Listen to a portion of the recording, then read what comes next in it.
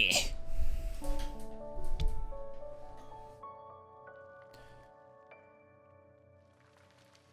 Alright, now that that song's over.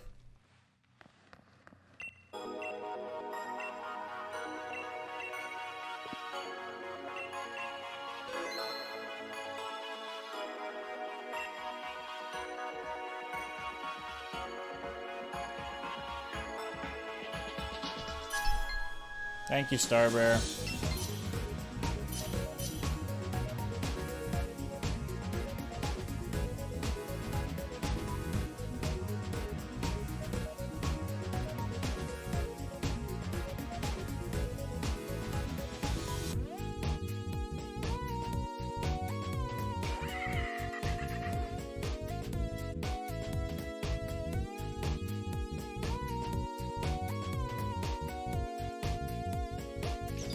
Damn, I was gonna see what I could get up to with Lilligant and its Pollen Puff.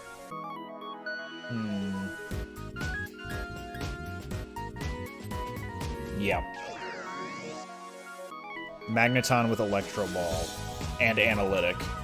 It's like, he's either gonna be faster than something, or he's gonna do more damage by not being faster than something. It's a weird moveset for him.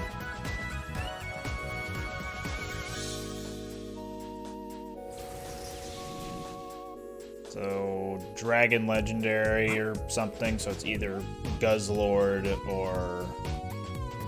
Look at that tiny Pyukumuku. Or Rayquaza.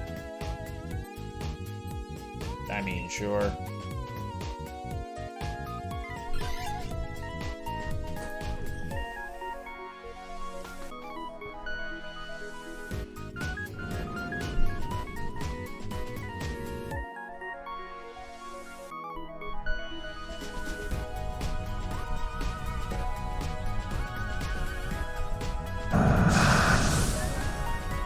Hello, Alabaster.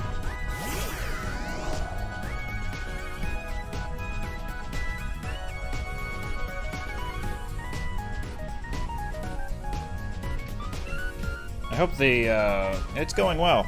I hope the, what's it called? Song, like the music, is balanced properly.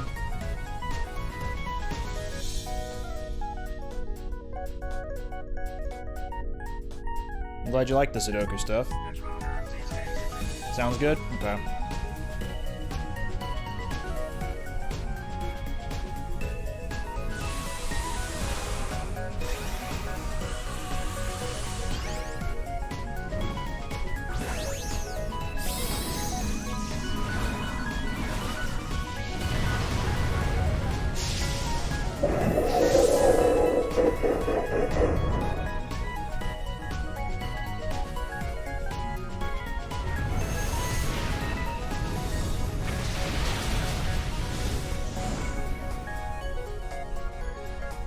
Nice.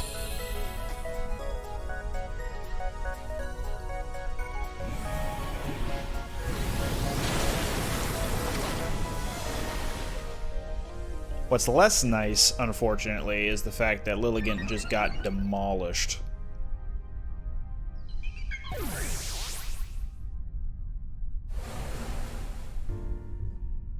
Oh, hi.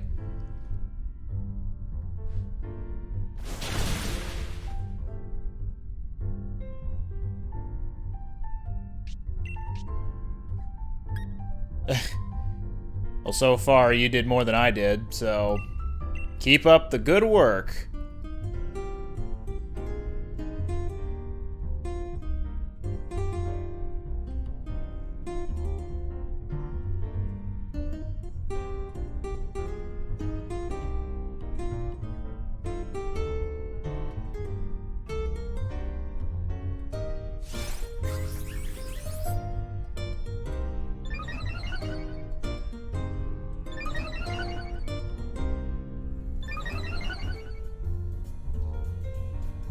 Thank you, Milo.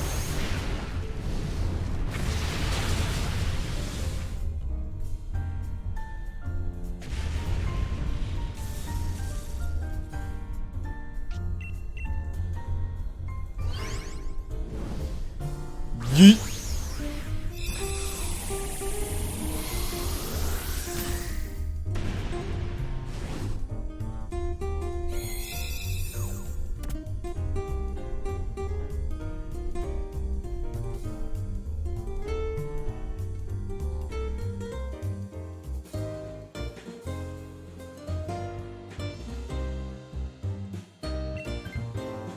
Hello, Reaper. So, with the name Reaper double A, does that mean it's Reaper?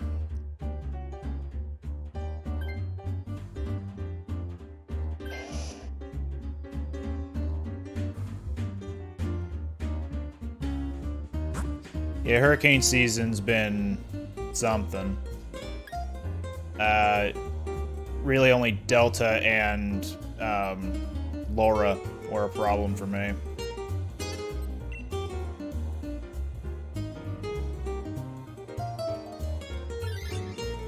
Red hot! Thank you for the follow.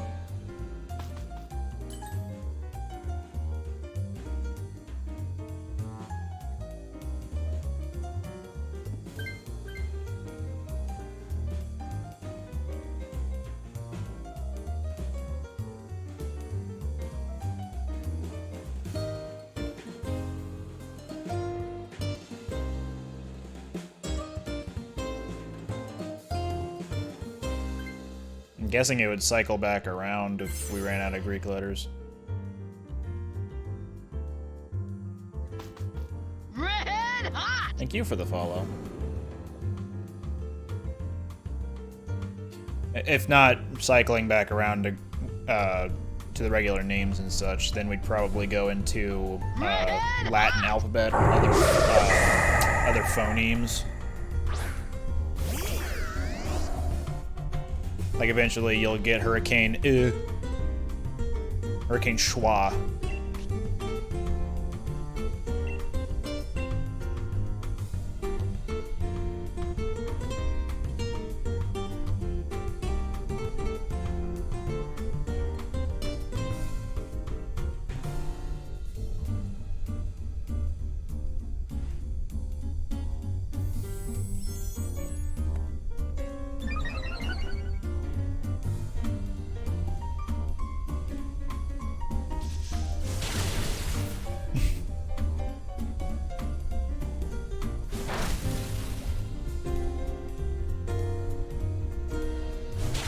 Hurricane Hippomonstrossus equipped Aliophobia.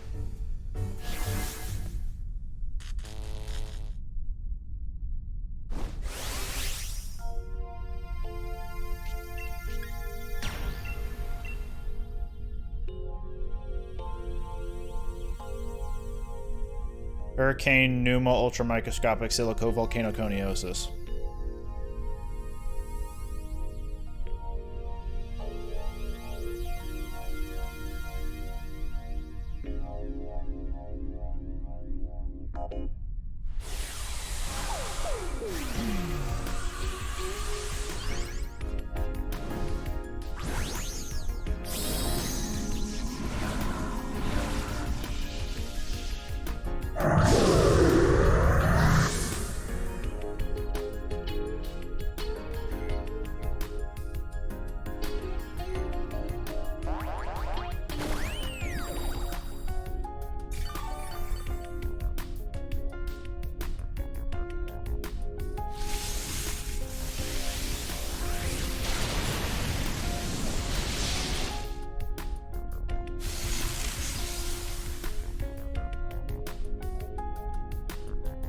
Look at the size difference between Rotom and Skarmory.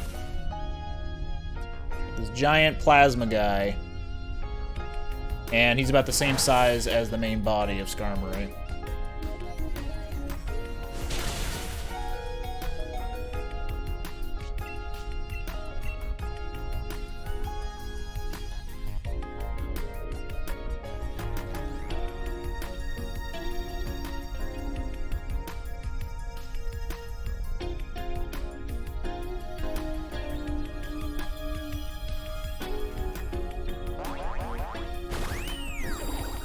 Support Lilligant.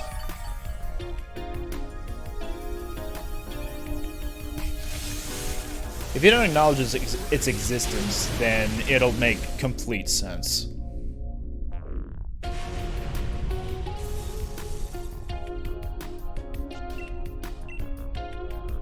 don't think I'll have enough time to go into my Switch menu to show the comical size difference of Pokemon added in the Crown Tundra when Dynamaxed versus Pokemon who were added before then. Because I've seen happen with Audino and Magmortar, where they are comically tiny for Dynamax Pokemon.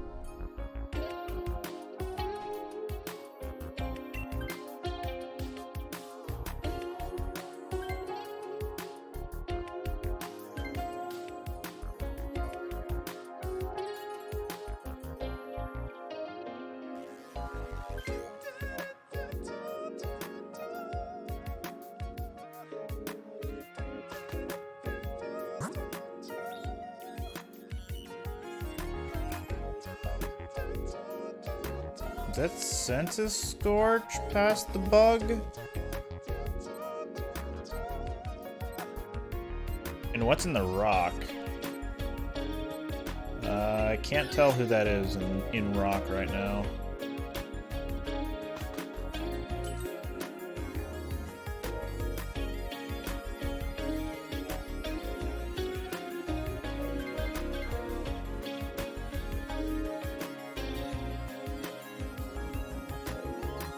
Did I pick random? You mean to get to this den? Yes, I did.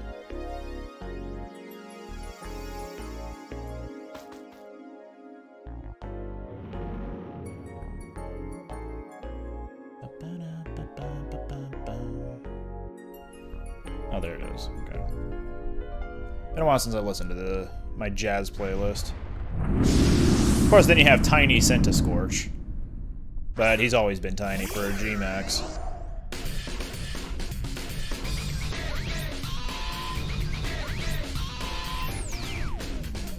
Thank you for the host.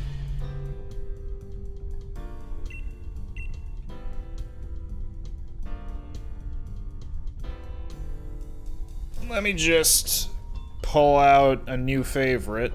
Where is it? There it is. And bam. That's my other name. Pupitar? Maybe.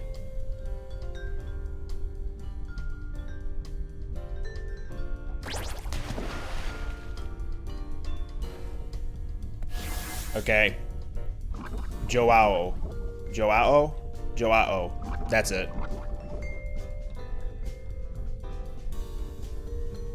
It's a Guzzlord? Okay. So, having a bug type would be nice.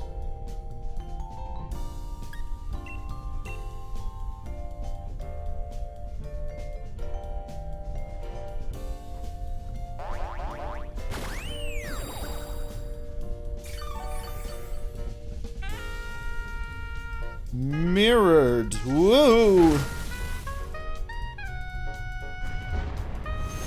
Trails of fire you always knew. That Lilligant cannot catch a break.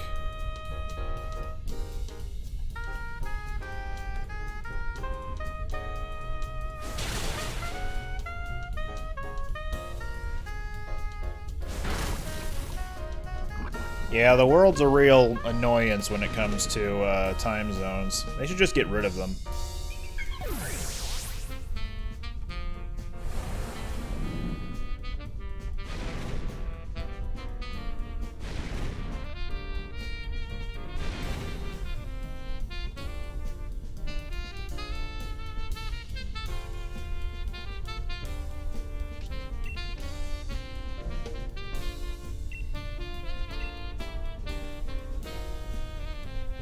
Why always sauerkraut? Well, I have a story about that, but I feel like no one would want to hear it. Well, few people would want to hear it.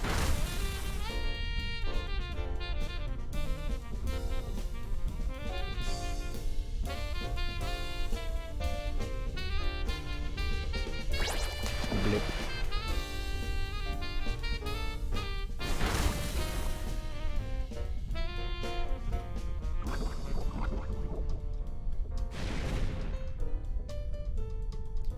No, I'm playing my own jazz playlist from OC Remix.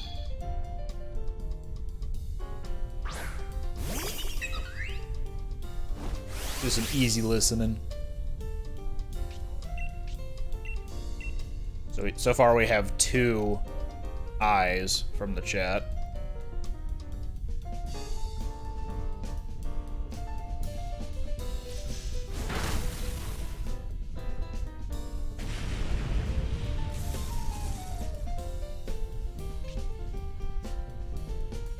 Gotcha.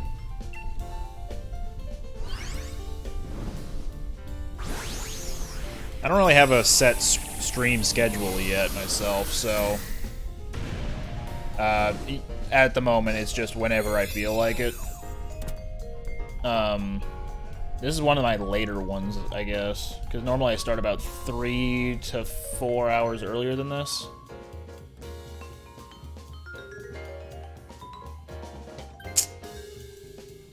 And I'm not a fan of how the Centiskorch doesn't have any bug moves.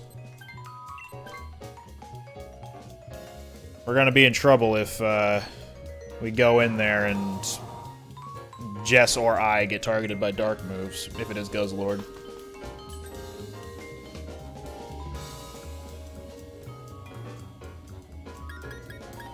Could do wide lens for the Will-O-Wisp. That might be my best move here. Just rely on Will-O-Wisp. 2 leftovers and Wise Glasses.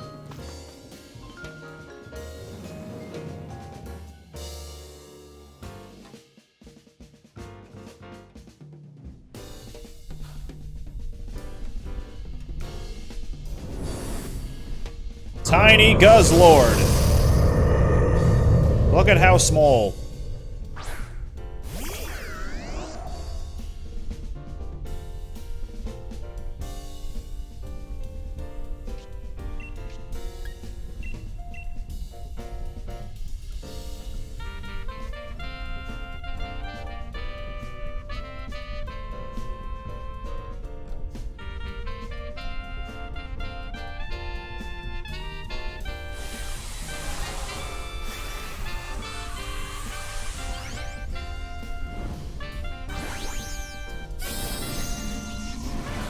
Hello, Purple Stick.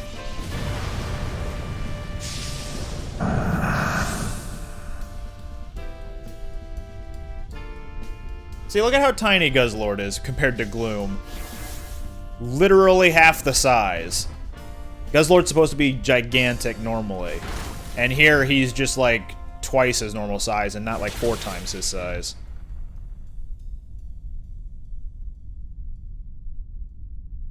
And he also can't hit worth... Anyway.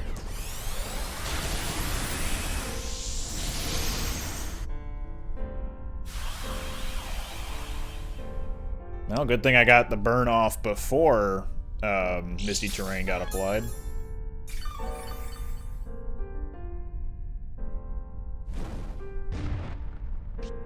Yeah, I really like the jazz remixes from OC Remix.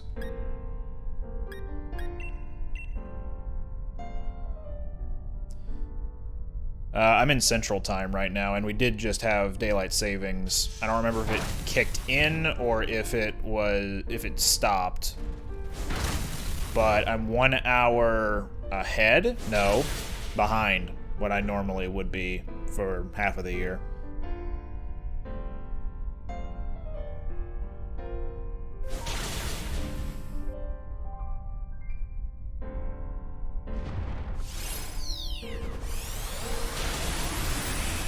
Go. And I'm pretty sure I've already caught Guzzlord, so I don't get an opportunity to capture him. Yeah. Bye. Red hot! Thank you for the follow. It's a lot of 6s.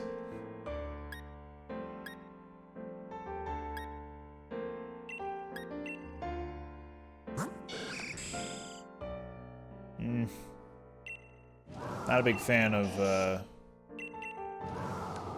weak armor. I'll take Gloom.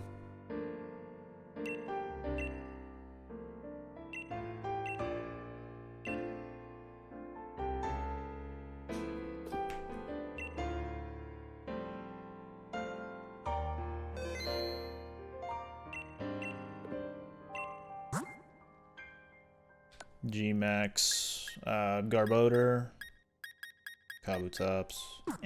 I'll do another adventure then. Anything is fine.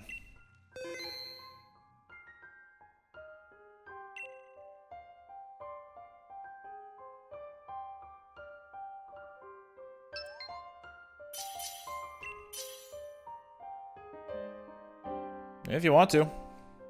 I'm very flattered if you do.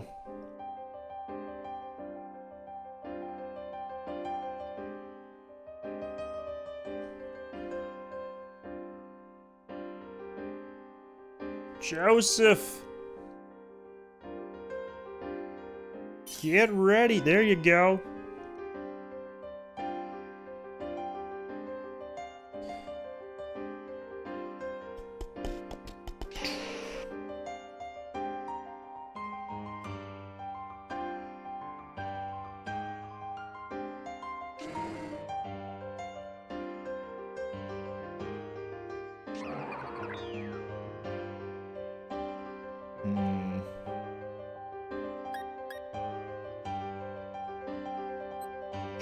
Sure. Get that 2 times damage liquidation.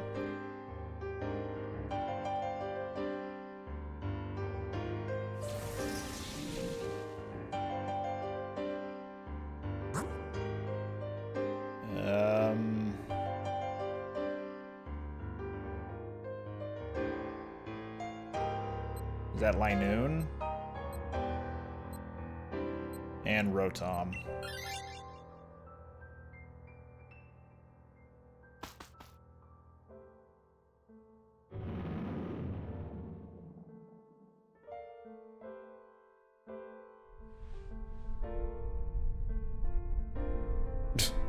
Two of the people can't see anything behind their eye masks.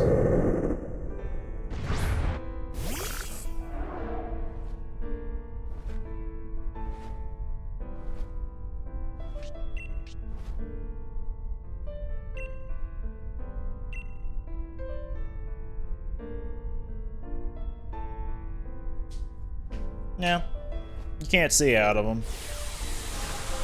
Look at this guy thinking he's so cool.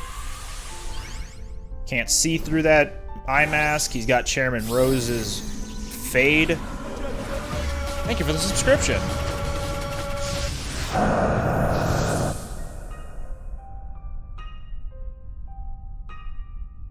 Like, that guy thinks he's the coolest person in this whole room right now. He even went with Charmeleon to prove that he is, in fact, the cool guy.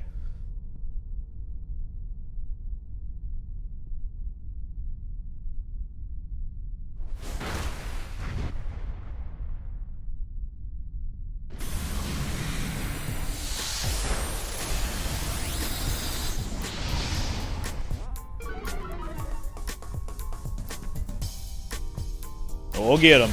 Okay.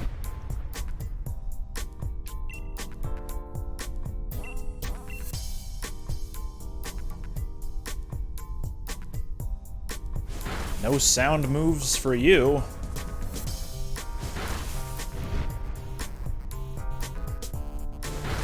And no life for you.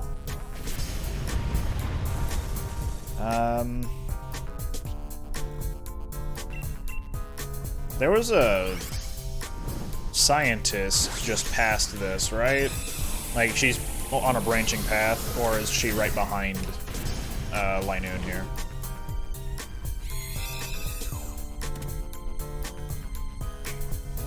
That's true. He's a nameless Team Flare grunt. I don't even remember his name.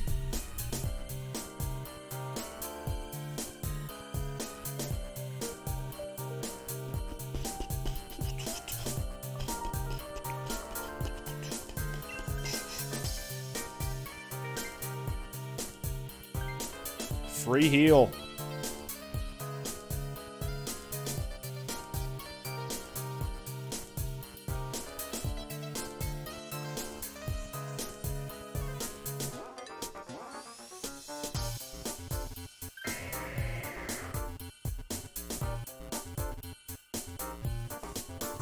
Okay, so it was going to Mind Show. Vikavolt. What's over there?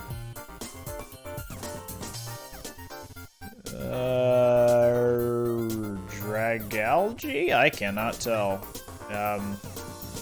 Flying type, so yeah. Flying type reaction at the end of the den. Oh no, that's Salazzle. Never mind.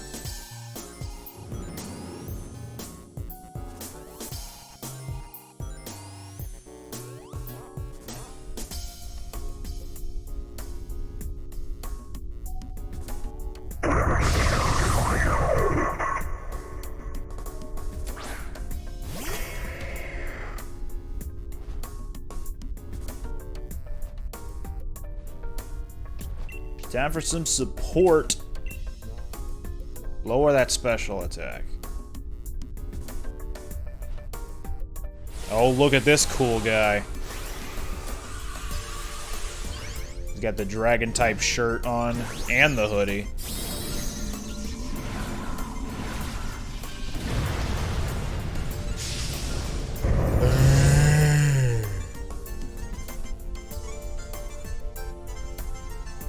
Quagsire, a good egg.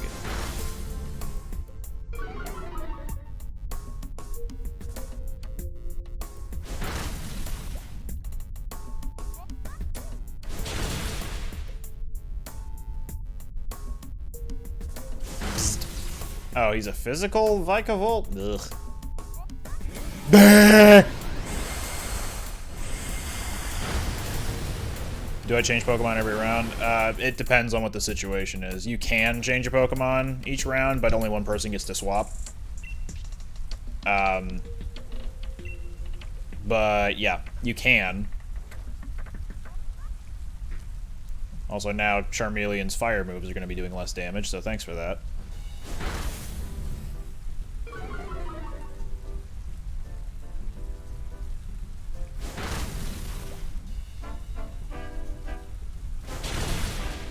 Let's hope that his Max Geyser is going to take him out. Ouch, ouch, ouch. That still did a lot.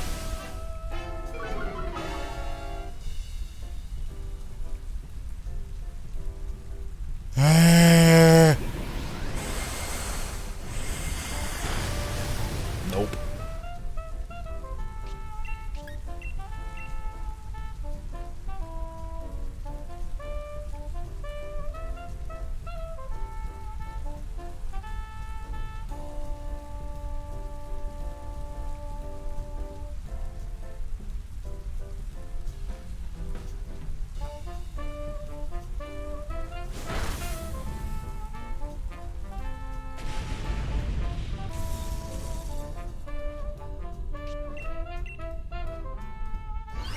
Stockpile on Pokeballs, because they have a 100% catch rate in this mode.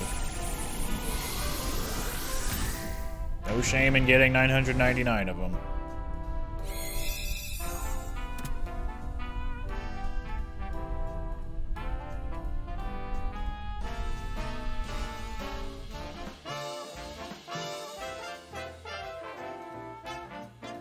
Bug Buzz is the best thing it has on there, but... Physical Vikavolt, no thanks.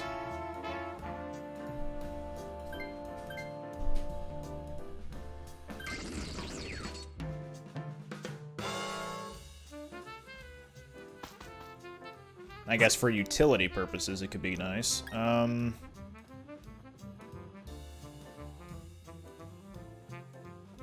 Sandslash or Berserker.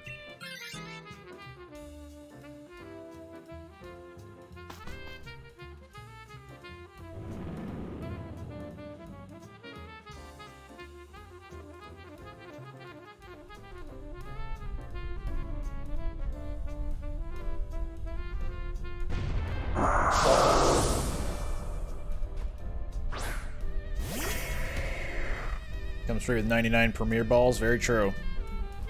You want to go buy 99 Premier Balls, you can get 999 Pokeballs for free.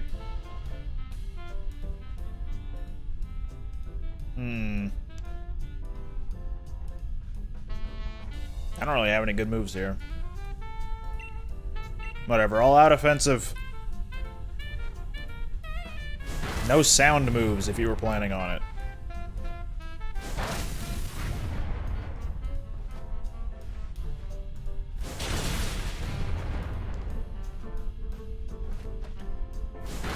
Youch pain.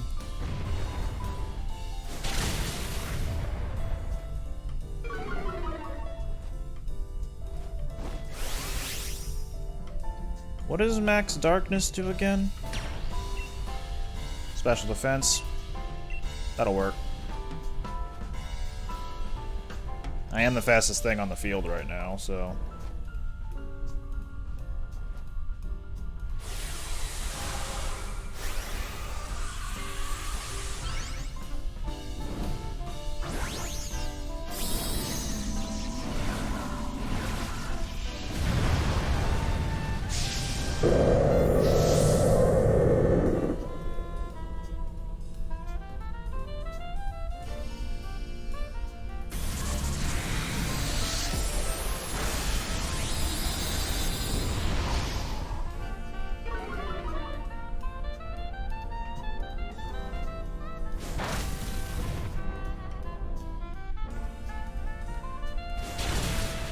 go.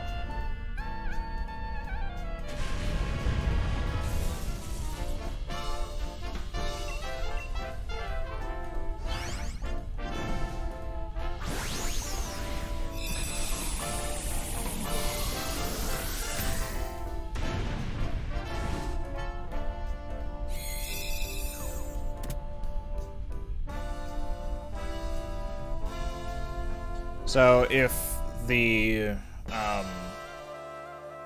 first guy, Kyle, is holding on to Charmeleon for so long without any interest in swapping him out, he's probably thinking that Charmeleon is, like, stronger against whoever's at the very end. Like, he has chosen the Pokemon that he wants to fight at the end of this.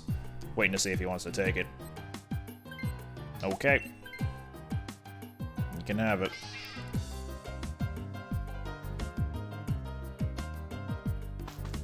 Like, maybe he knew something that I didn't.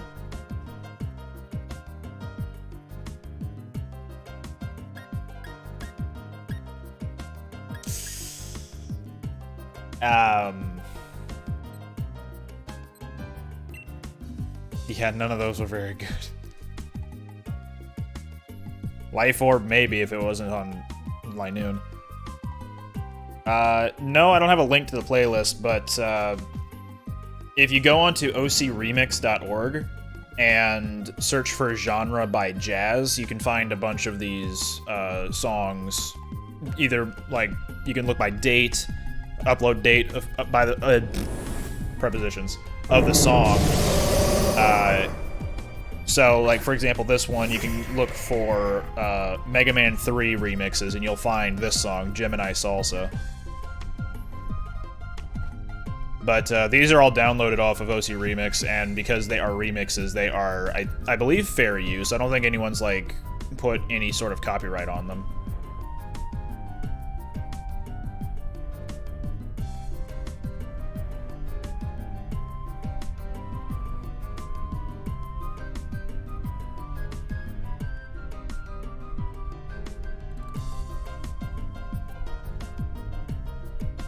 Let me actually link OC Remix in the chat here,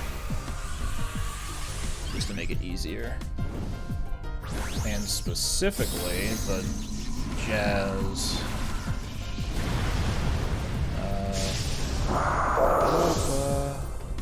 jazz genre, just so it's easier to find.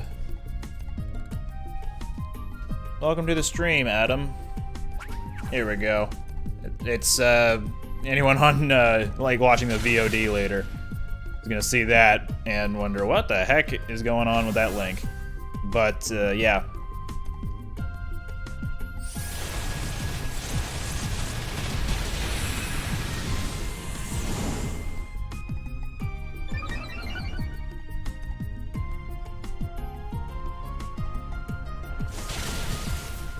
Alright, are we into the getting desperate mode?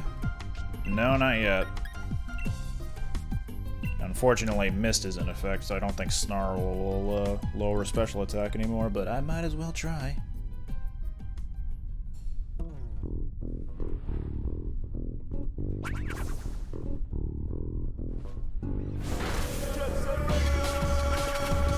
Hey! Second month. Thank you for resubscribing. Heh. Oh, Sigalith is dead, though? No! There we go. Wow. All this evasion.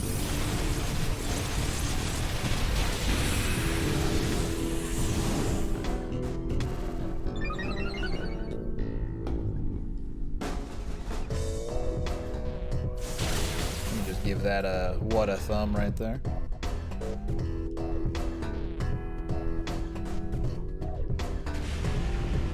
Oh boy, I can't wait to show off my Articuno next to my Articuno.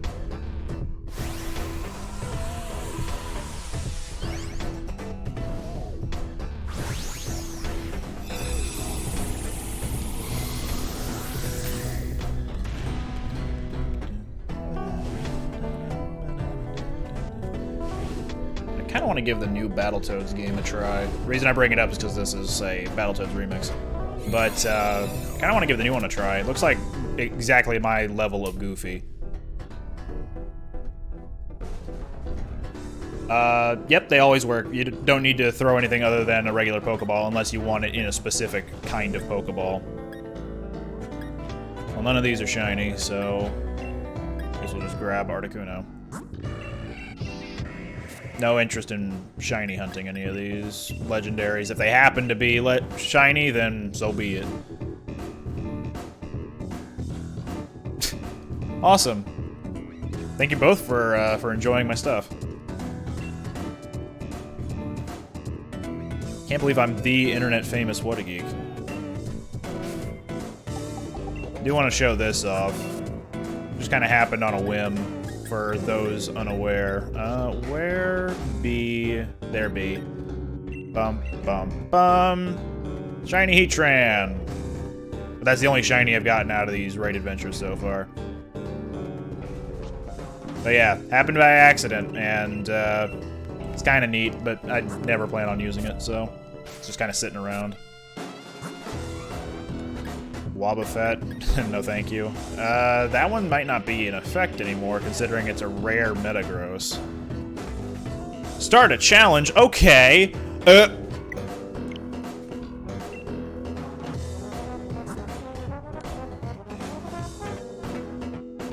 I can't refresh at all because this Y-Link system is not the greatest. Reverse Thumb? Whoa. Oh, I didn't mean to select Pheromosa. Maybe next time.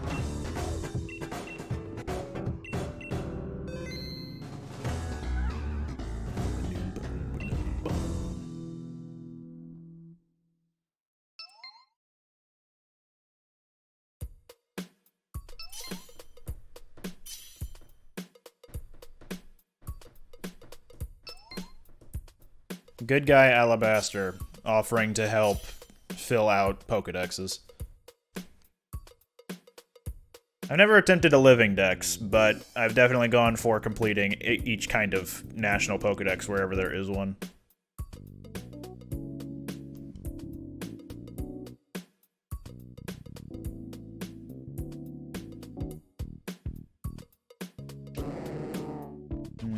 We got Drizzle in effect, so... Yes, actually. I was thinking like, so I get a buff off of Hydro Pump, but then I realized, wait a minute, he actually has Thunder and Electric Terrain? Hell yeah. That's just a nuke.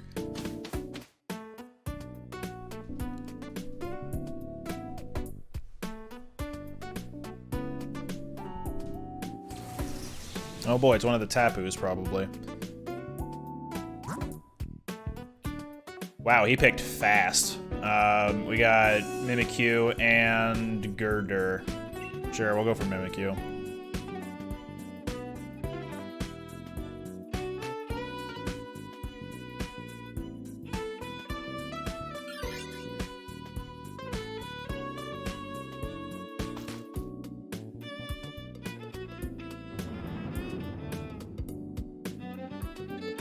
Yeah, the old Battletoads games seem to be pretty hard, but I haven't heard anything about the new ones. So if the new one is also very hard, then that's actually kind of more of an incentive for me to get it, because I do enjoy a challenge when it comes to beat 'em ups.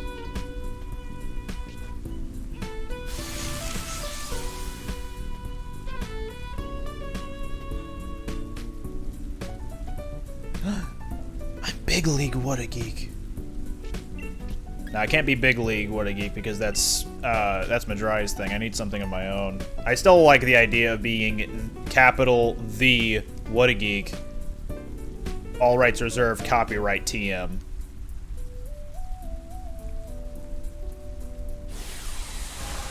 I can't believe I'm in a match with Marnie.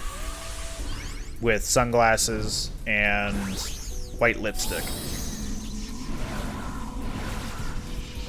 Minor League What a Geek. That's when I'm playing Punch-Out and I'm going up against King Hippo.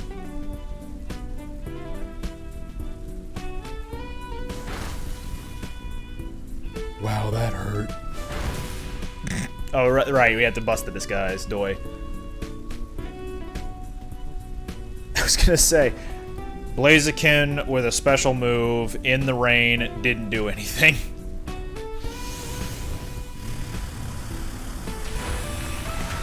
See, I was gonna say Marnie, but a preppy Marnie? Like a girl who knows she's too popular in school.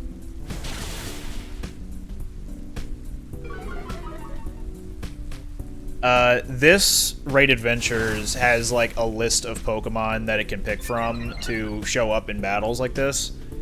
And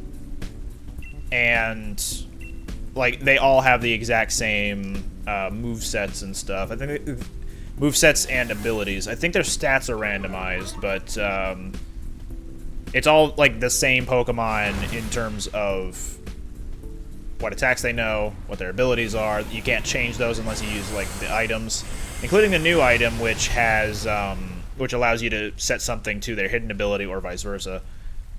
And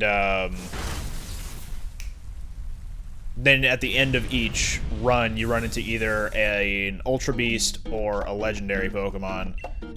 And if you catch these Pokemon and then you reach the end of the run, you get to keep one of them, and you can get a maximum of 4 in the regular adventures. And if you have the Shiny Charm, you have a 1 in 100 chance of getting a Shiny Pokemon out of any one of those 4.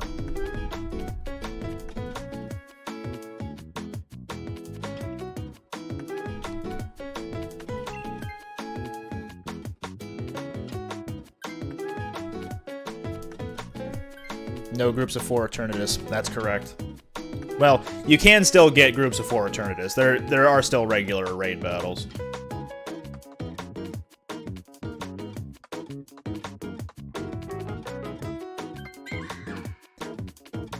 I've noticed my Shiny Charm seems to be a little bit broken because I've gone through thousands of wild Salandit, but have yet to find a shiny one.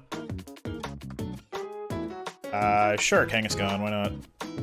Meanwhile, I was able to get a shiny Maractus just by chaining a bunch of them. I got like 300 in, and then I caught a shiny one.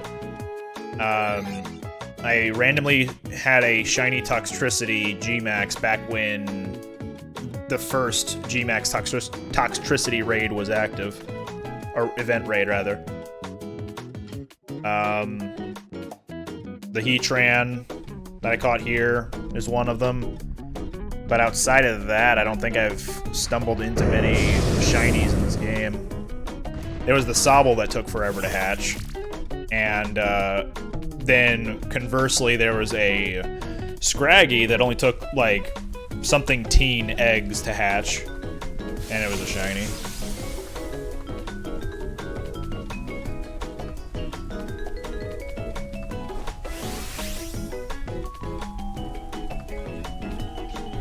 Yeah, I've been using the strategy of...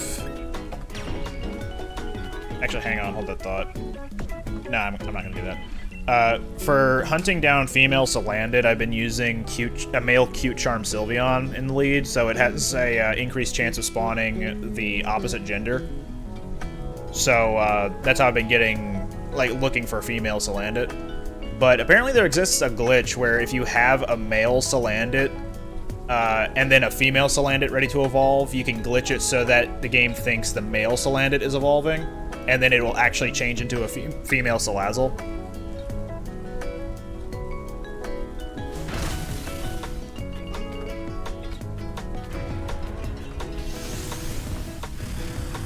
Ouch.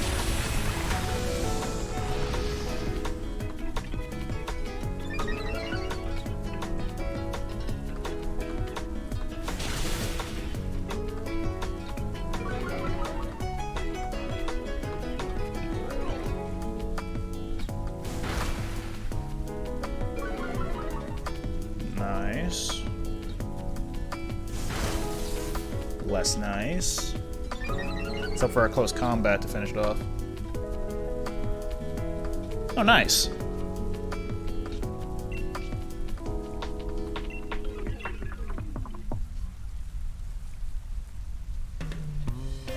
Yeah, if you look up on YouTube, Salandit evolution glitch, I think you can find it that way.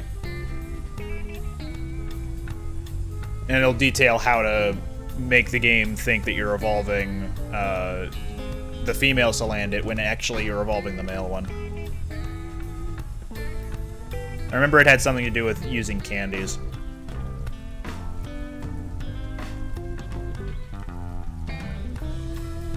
Come on, close combat.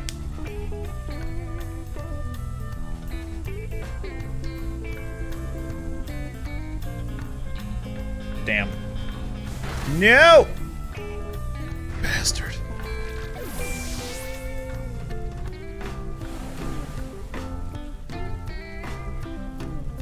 Oh no. Could have had that if only he if only he acted in time.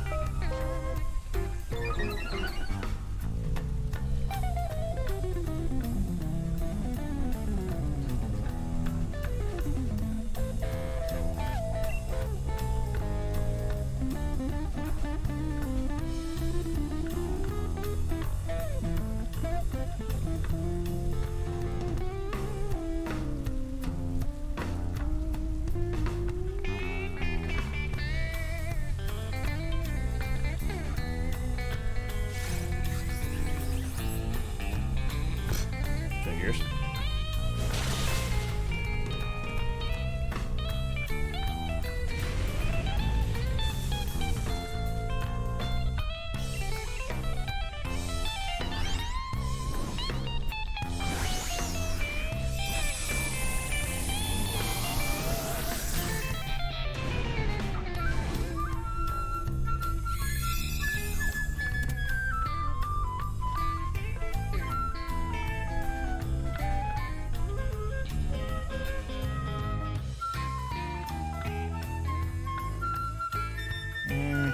If I'm going up against a fairy, then Kangaskhan's not going to be the best option here. Like, it's good. Like, very... It can take a hit. But, eh. Like, how would it pair with the other things? I don't think it would. Well, Politoad's staying, and I'm tempted to stay. How are the other two gonna react? Okay, yeah, I'm good.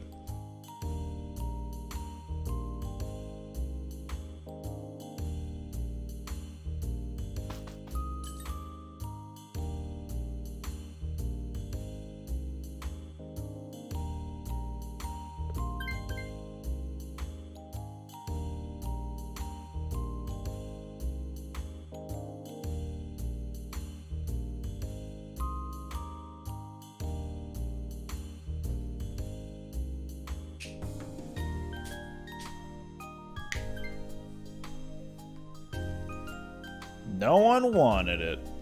We got Sudowoodo and Drapion. Drapion might have poison moves to deal with the fair. Okay, we're going to Sudowoodo then.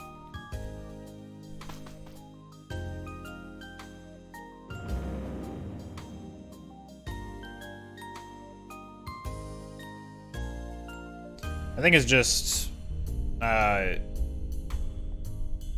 my headcanon is that it's actually the GS ball from the Gold and Silver era. I think from the anime. I am doing alright, Ollie. I hope you are doing the same. Or better, potentially.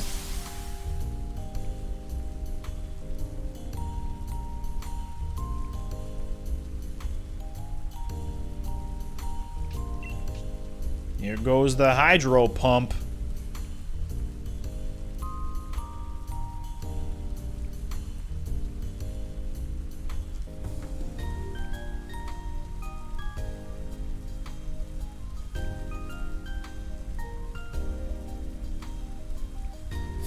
Is this what I think it is, the song? Yeah, so this is a remix called Soothing Rain from Animal Crossing, and it's raining in game right now.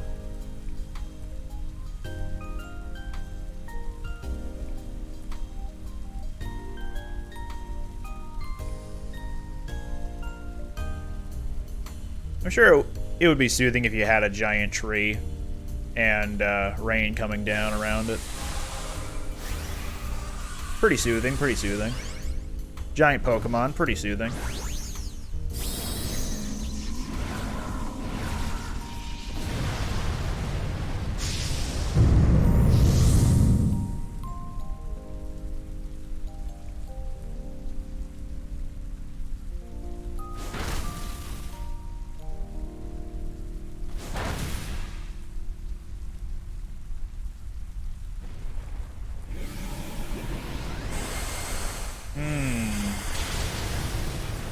If it was the massive golden Pokemon ball, then that would be a crossover of the ages. I missed!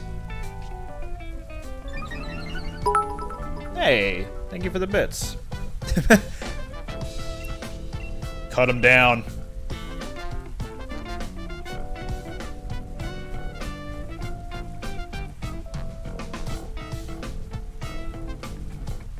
I'm gonna go into my Streamlabs dashboard real quick. Streamlabs. Alert box. Nope. There it is. Man, that Blaziken player just doesn't want to do anything. Is he doing his own Pokemon challenge? Can I beat Max Raid Adventures without inputting anything? Bits. Color variations.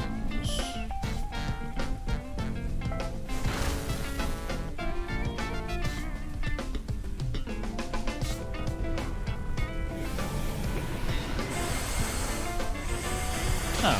Weird. I thought I had that sound effect playing. Well, it seems like it defaulted a lot of things. That's unfortunate. You're usually gonna hear a lot of bingos, because normally whenever bits were supposed to be, like, it's supposed to have a different sound effect, or at least I set it to have a different sound effect, and then it just forgot. Give me a second here. Meanwhile, I'll catch the rock tree. Bingo!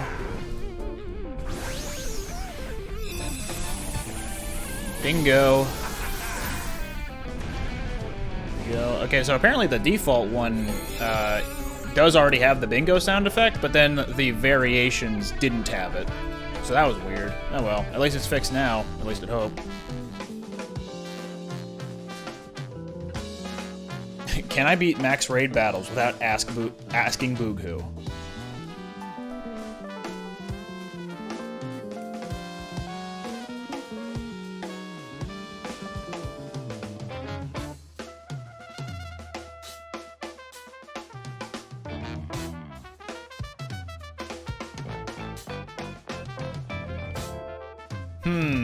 That would be a catastrophe, but it would be a delicious catastrophe, I think.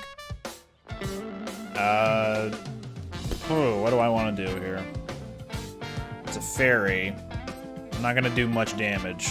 They're not very great for support, so I'll give Sudowoodo a try, I guess.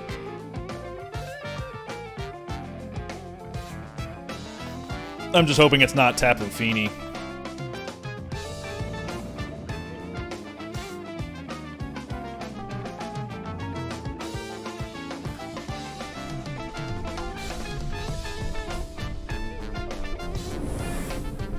Lele, that's alright. Get 'em, Rock Tree! Fall on them!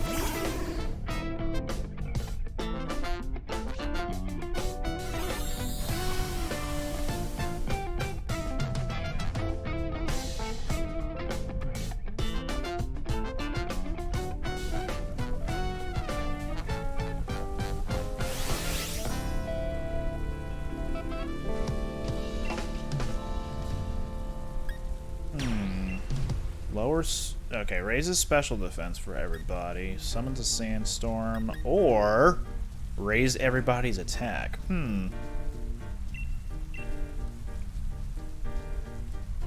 Raise everybody's attack so that the Blaziken player cannot do anything still. I don't know what he's doing. But he's definitely elongating this where it really should not be elongated.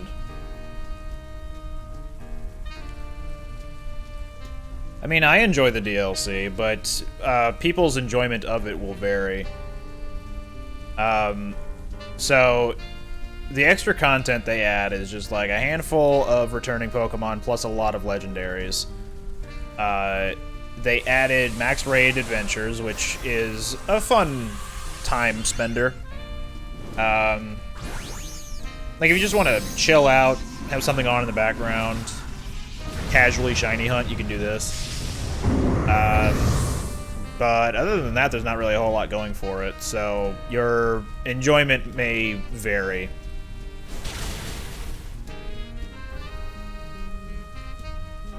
Politoed, no!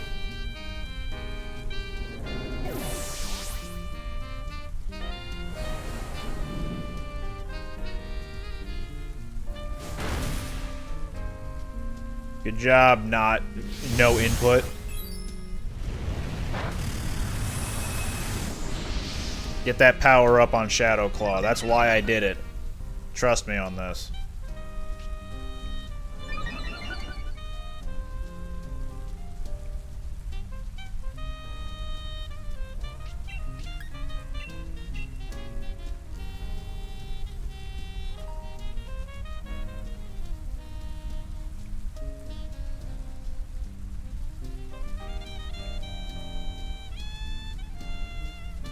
I wish there was a vote kick option, but it says a lot about cooperation.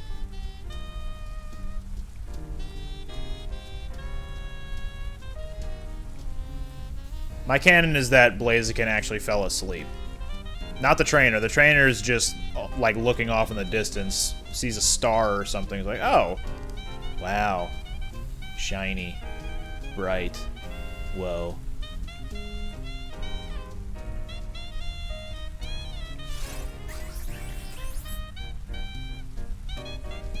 Oh, hell yeah.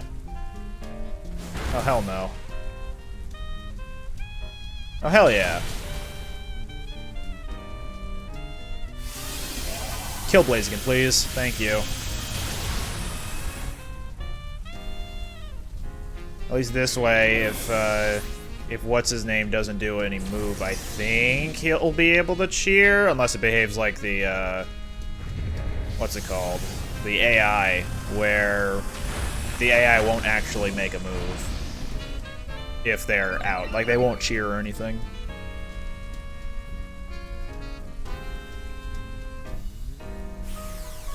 I'm with you on liking bug Pokemon. They're pretty rad.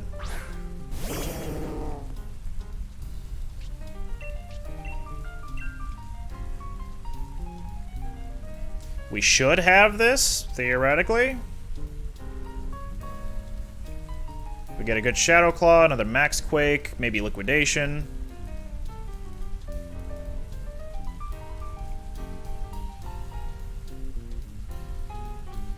Yeah, solo raid battles can be a little bit annoying in that capacity. Because sometimes the AI has no idea what, like, there's no way something should be allowed in there. So, for example, they'll bring in Wobbuffet, or Magikarp, or Eevee that's only using Helping Hand, or Solrock that tries to use Rock Polish a few times.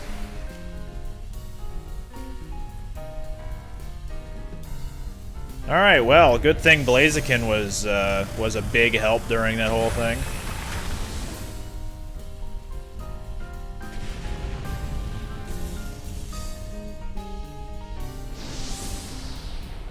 Bye, Tapu Lele. I already have you.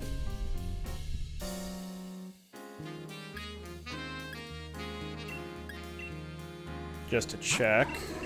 Yeah, no shinies there. I mean, we gotta pick Rock Tree.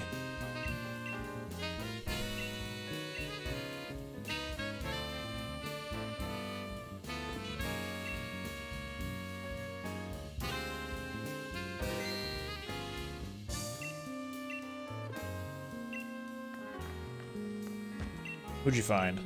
Xurkitree? That's not a real word.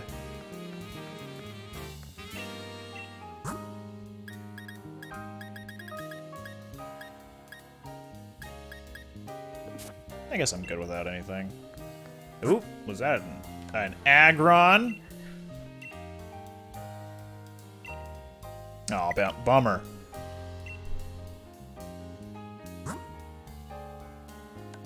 Well, gonna have to wait on that to refresh if I want to join somebody else.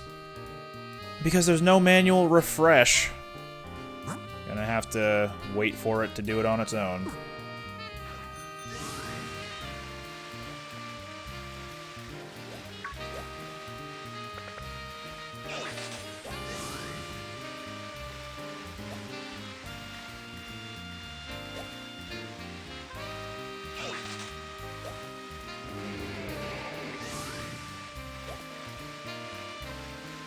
Random join raid battle still difficult? Yeah, you basically have to jump in immediately after fighting something. So like if I go into battle with this Nidoran,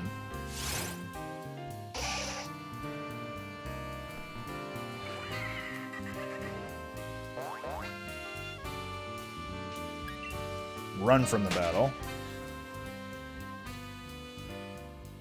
and then go into the YCOM. Nope, it didn't refresh. Never mind, I'm an idiot. What's up, Araquanid? I really like Maractus. In fact, that's why I went for a shiny of it. To show that off real quick. There he is.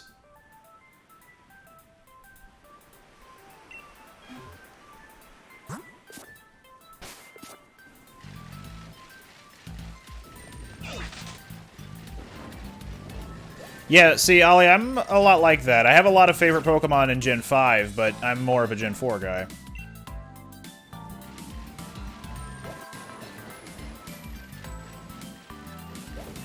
Is that the only den? Oh, here we go. Load! Of course.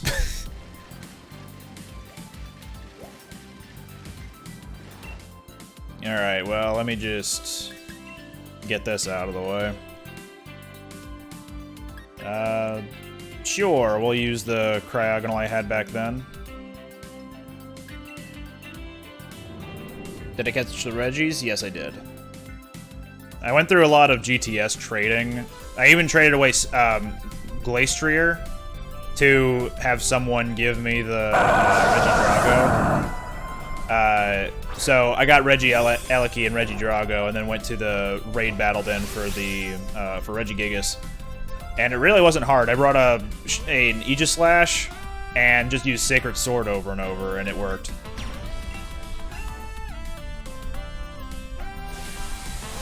Your dream shiny would be Spiritomb? Funny you mentioned that. After this battle, I'm gonna try to remember to show you something. Are there any Pokemon I don't have? I've got all the available Pokemon in Sword and Shield.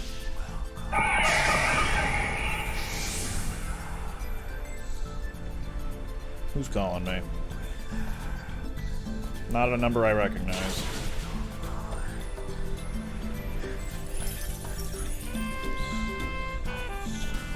Man, my phone screen is dirty. Let me wipe that up.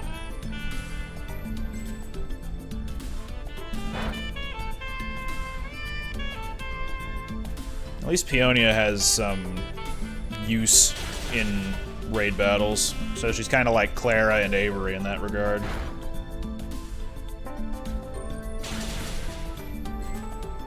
Big Snowman?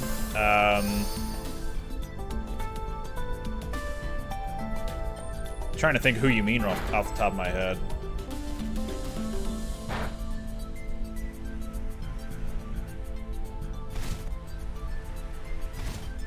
Okafagrigus? The Pokemon where if you try to trade one with its natural name, it got blocked by the filters because it had the word fag in it.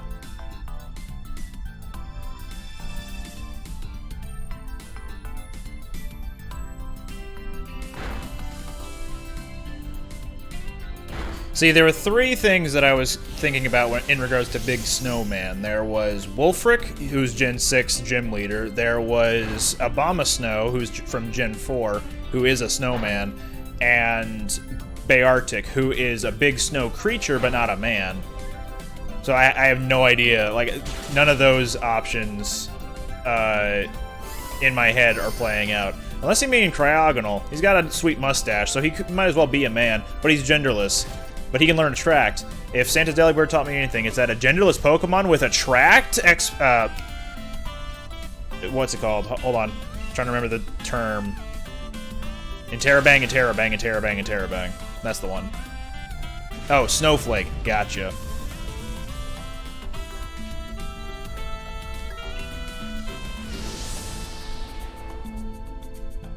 Everybody remember Santa's Delibird, except for those people who weren't there with him.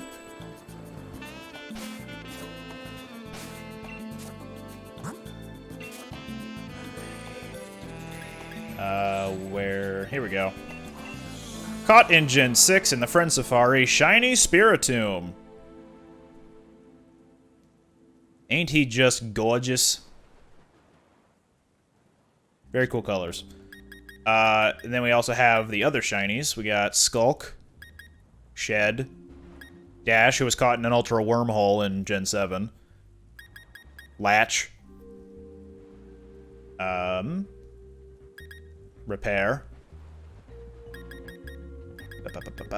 Toxtricity, Shred,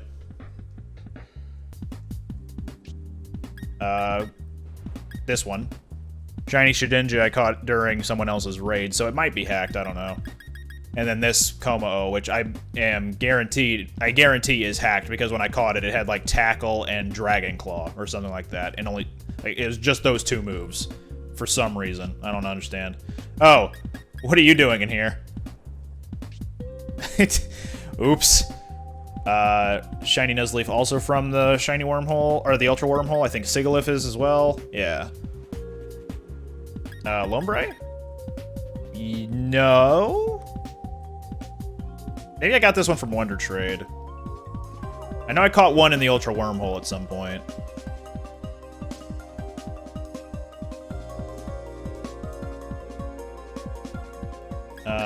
Who else? Transferred in a, what's his name? Aegislash. I'm gonna glance around for him. Is this the... No. I got a Shiny Gourgeist from the event that just recently happened.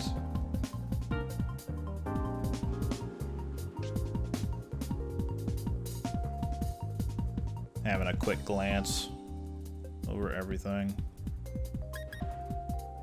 It's not that one. Oh yeah, I also have a Shiny Machamp, but he's way back there, so...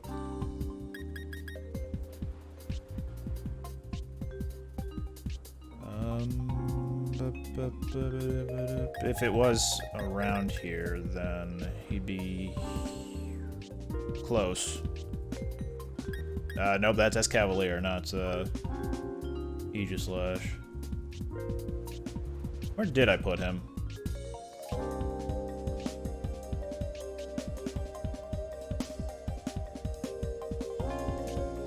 Well, there's Machamp. First shiny in Gen 6. Soich. Aegislash. Ah, he was here. There he is. Got in a Wonder Trade in Gen 6. Someone just didn't want their shiny Honedge, so I evolved it into Aegislash for them. Fun things.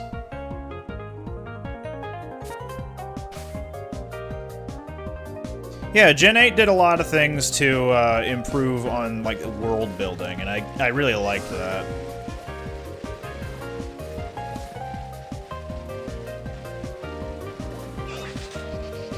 Also, fair note that if you want to go get a Elekid or Electivire in this game, wait till Thunderstorm's in the Giant's Foot, I suppose. So those are off in the sea. Are there 3 of them there? There are. Wow.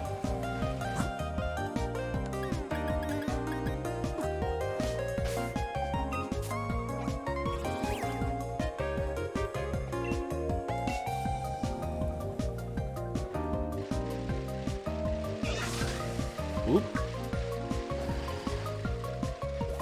Oh, hello.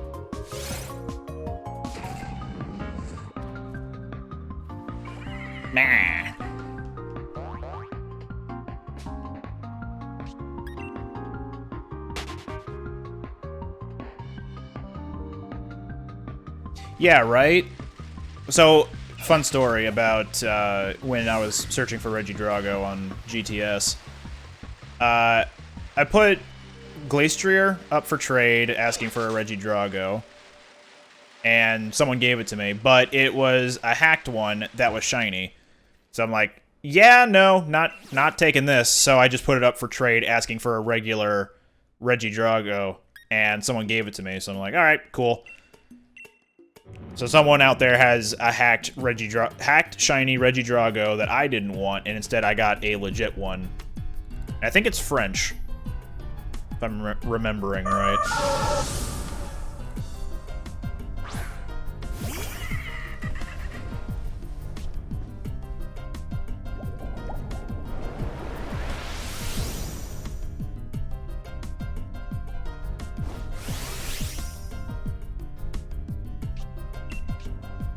Are you telling me side characters actually do a things?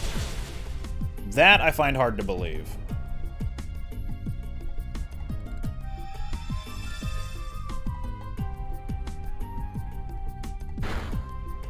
Gamax befuddle. Oh no, everybody's asleep or something.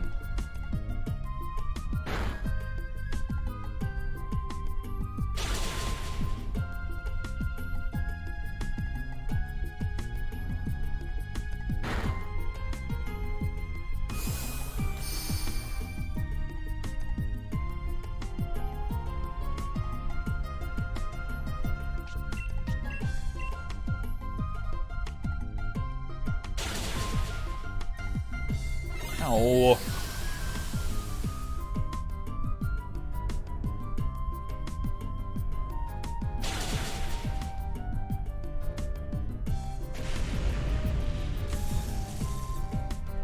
You can live for now. How do you know if a Pokemon's hacked or not? It's usually pretty obvious. Like the trader, like the person who is trading, rather, not the TRAITOR, will be named like a website so you can go make your own Pokemon, or the Pokemon is a shiny one despite that shiny version not being available ever.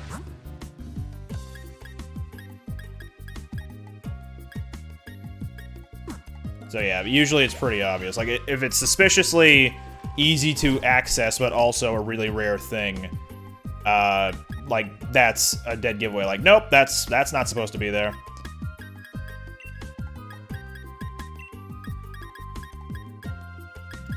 Sure, we'll go in with Beheeyem, because I actually like Beheeyem. Another Gen 5 Pokemon I like. Oh yeah, another easy, giveaway is whenever the IVs and EVs are, like, perfect. There's no faults in it or anything.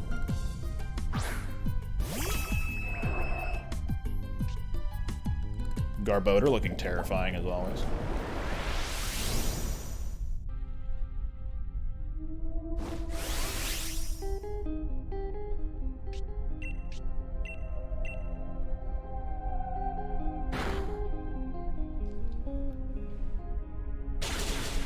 What's the service they're using nowadays? It's not Pokegen, right?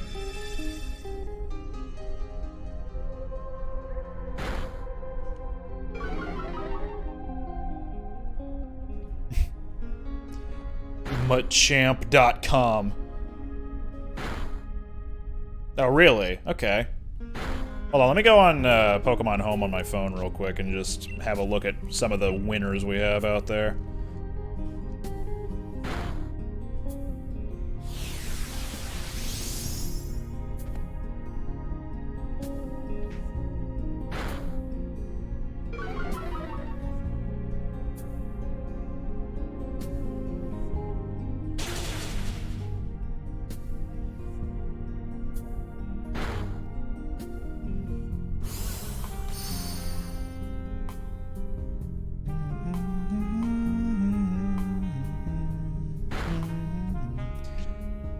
Shiny Kecleon waiting to greet me in the main menu of Pokemon Home.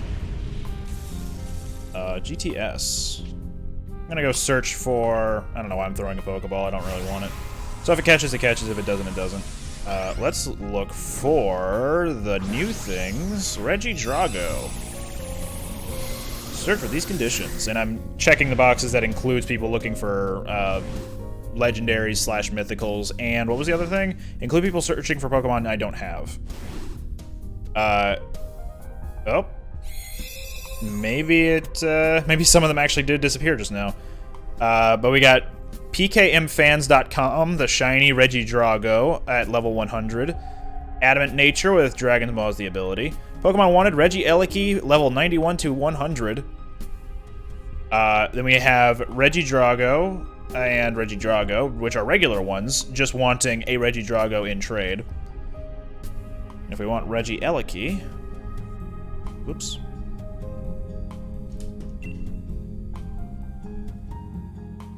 Oh boy, we have a plethora here. SwashX.com, the Regieleki, level 70. They want a Regieleki in trade. There's a Chinese Regieleki who wants a Spectrier, level 61 to 70.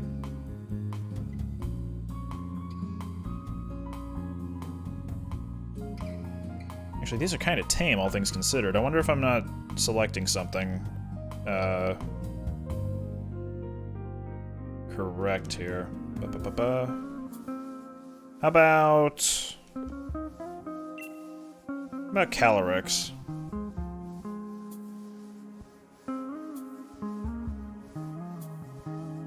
Any shiny... Oh, here we go. Alright, so the earliest Calyrex that is on this list seems to be one that is asking for a Regieleki from level 71 to 80, which is, all things considered, pretty tame. So why am I not seeing any of the real weird ones that the people are asking for, like the impossible ones? They want level 1 to 10 stuff. It's clearly a shiny that they shouldn't have.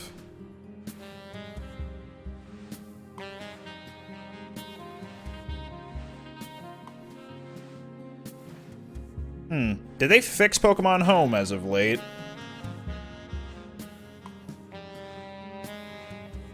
It's impressive, if that is the case.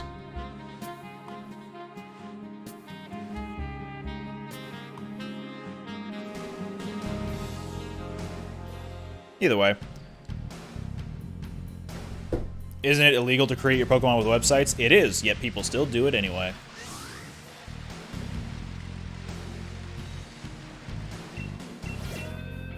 Because if something is illegal, that just makes people want to do it some more. Alright, thanks, Tactless Turtle. Thanks for showing up. You and your mirrored Kecleon. And good luck on your exam.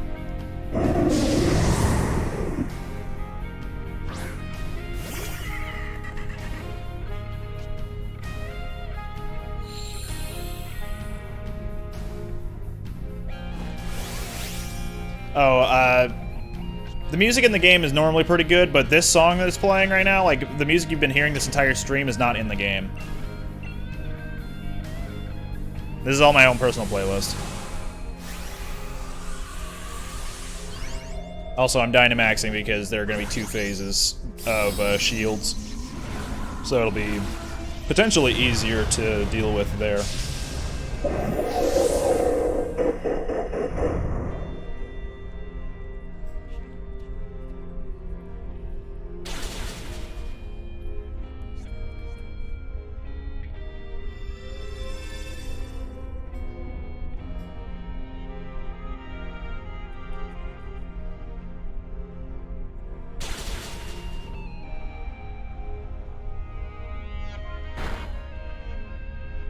Yeah, it's a good playlist.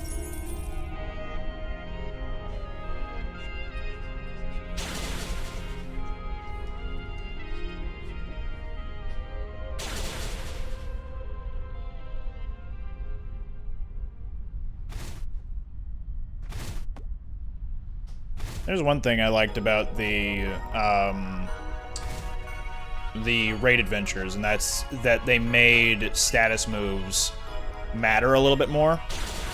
Because in these regular raid battles, if you use a status move on a Dynamax Pokemon and then they put up their shield, and then your move happens, they won't get affected by it. So like if you used Feather Dance or something and then their shields are up, those shields would block them out.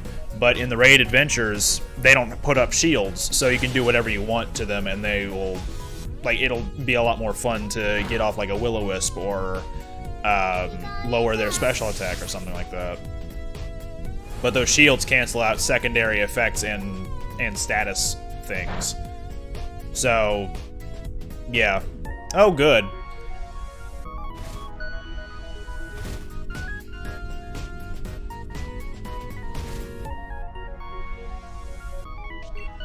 Let's get rid of those shields there.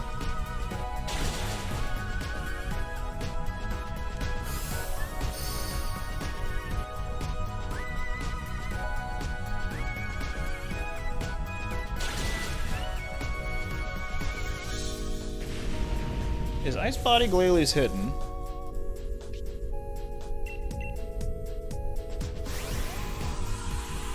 They should catch automatically because it's not an event.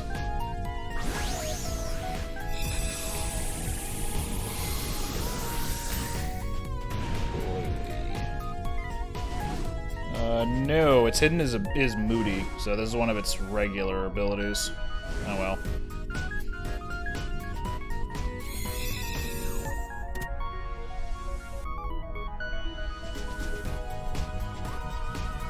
Yeah, 5-star raid battles can be highly annoying because of the 2 phases of shields.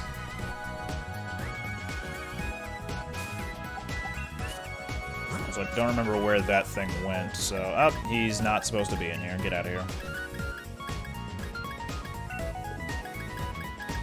You as well.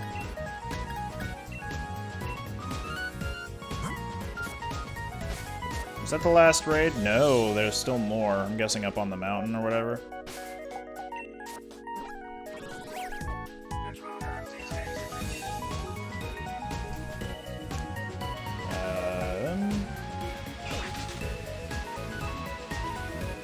There isn't a raid battle up there, like in the actual shrine, right? No. Oh, hello. Heh, I'm camping. Can't see through my glasses now, but I'm just that cool.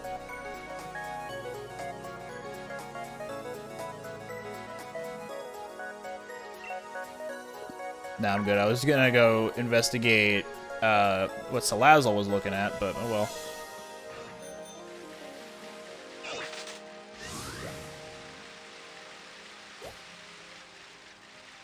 I like your words, Ollie. Those are some good lyrics. All these frostmiths. Oh, so are we back to the Animal Crossing song? I think we are. Yeah, we'll skip ahead to something else.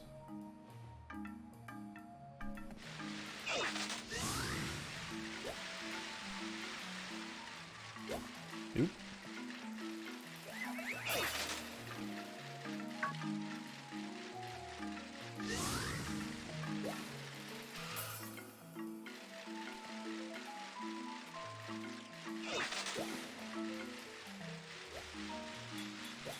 What is up, Frostlass?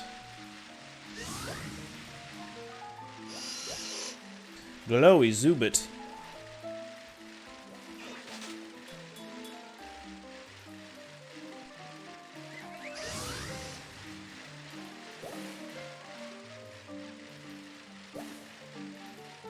Oh, there's one. Where even is that?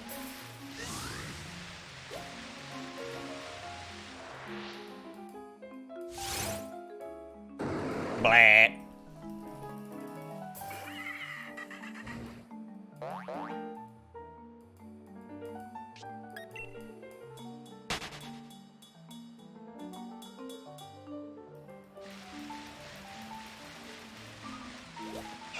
What's up, Darmanitan?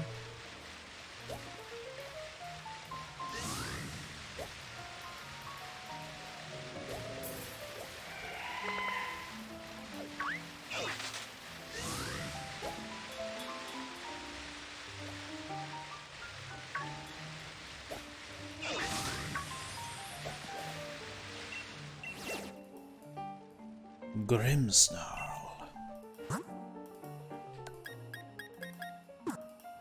Yeah, those probably were old notifications anyway, so... No big woomph.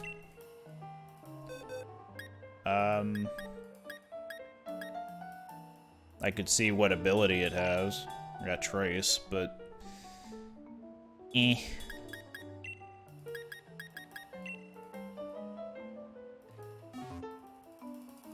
Watch, it's gonna be a shiny.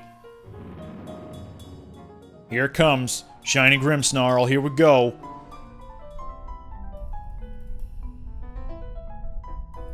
It's not a shiny!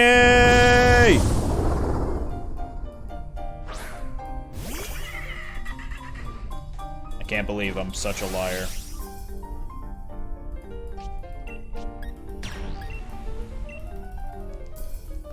Betrayed my whole viewer base.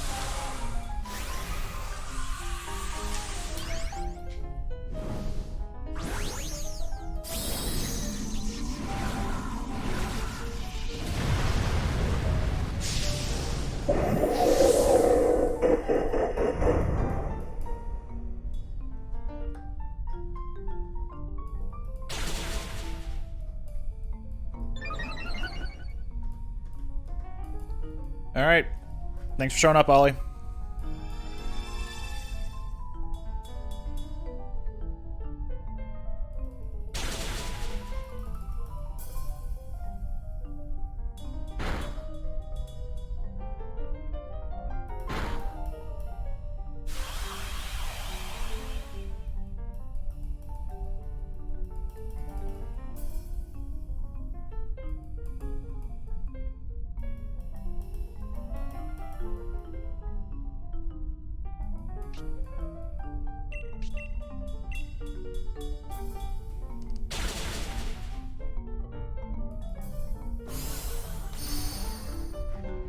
I don't remember listening to this song at all during my Sudoku Let's Play, so I must have gotten it recently.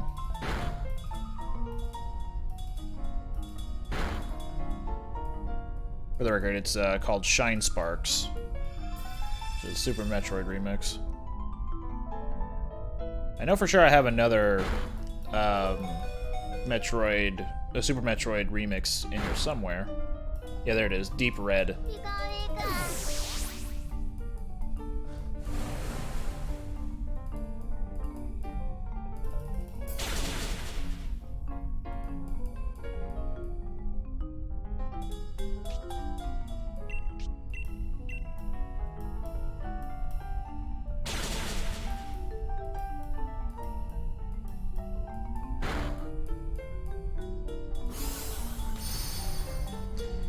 Get him, Togepi! He's on his last legs! You got this! Get him! No!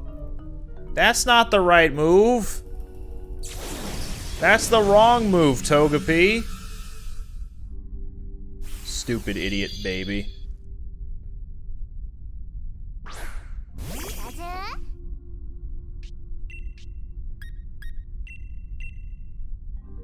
If the delay's bad, you can press, you can either refresh the page or press pause and then play on the stream itself. It should catch up a little bit at least.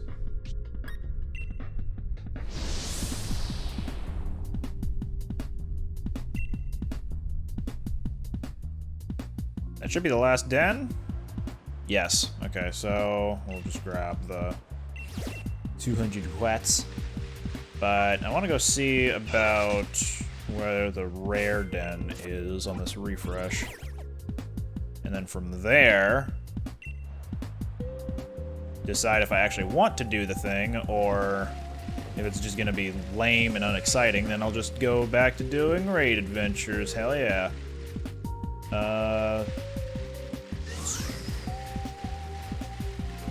Whoop. Nope, there it is. I'm assuming that's in the sea.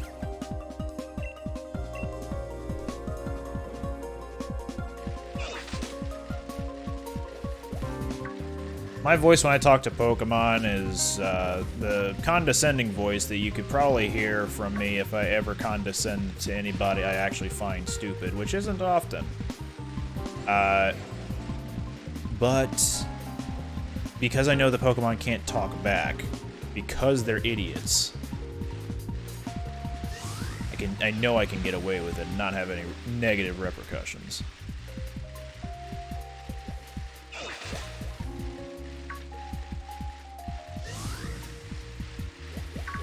Whoa! It's a lot of things just in this little hidey hole. There's 3 buddies hanging out.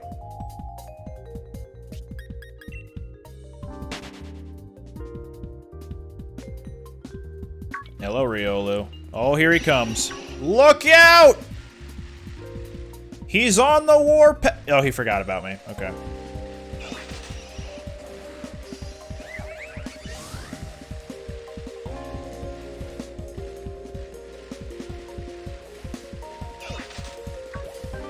Hello.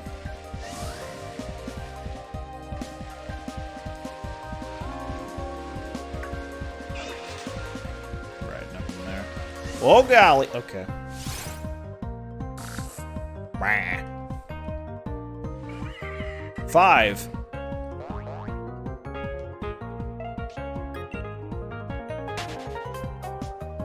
And this part of the song sounded a lot like Neon Coliseum from Pokemon Battle Revolution.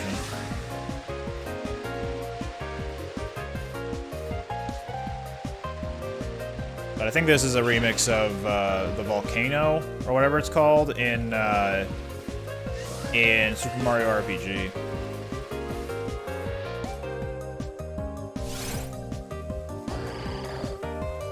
The remix itself is called Flora's Lava.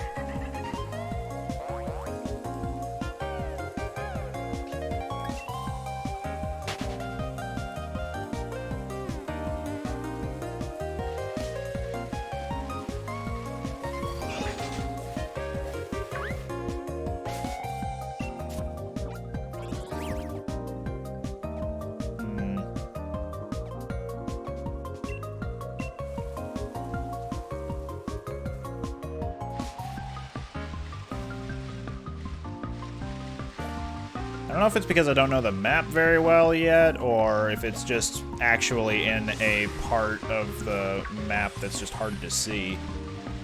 But, I don't know, some of these den locations feel very tough to get to by comparison to either the wild area or even the Isle of Armor. Okay, so I guess it's up on the top of the hill with all the Frostmoth? Oh, that's not where I meant to go.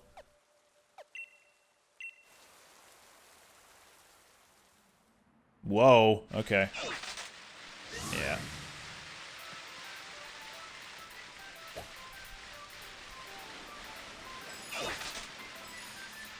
Alright, it's gonna be something totally underwhelming, isn't it?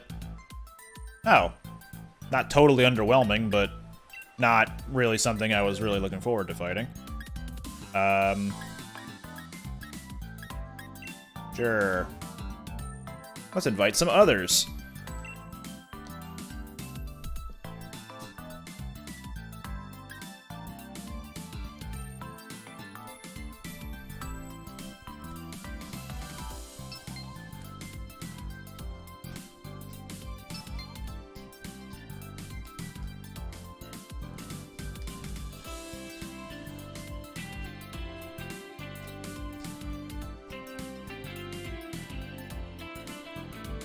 Ah, I see.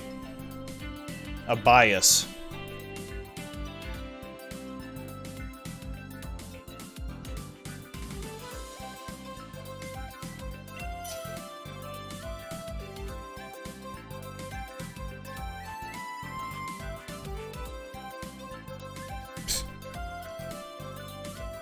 Nice.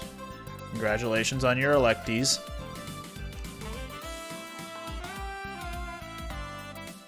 Are you telling me people don't want to fight a Gothitelle?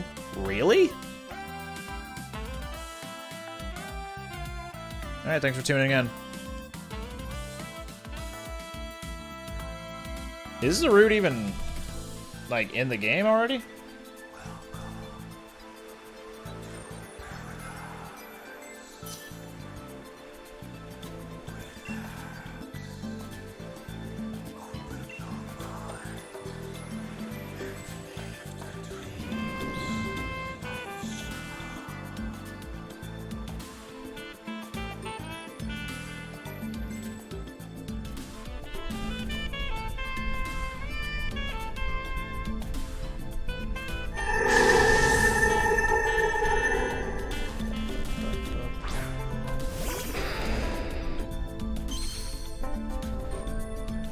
Probably the...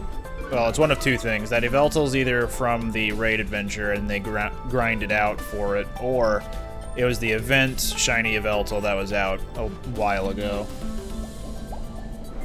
I was looking for event Pokemon on... What's it called? On Cerebi. Okay, here we go. So apparently Zarude is only being distributed in Japan right now.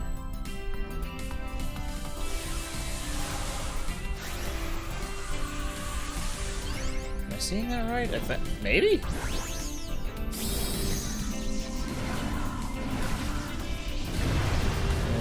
Internet events? No, there haven't been any internet events for that yet. So yeah, it's just a serial code.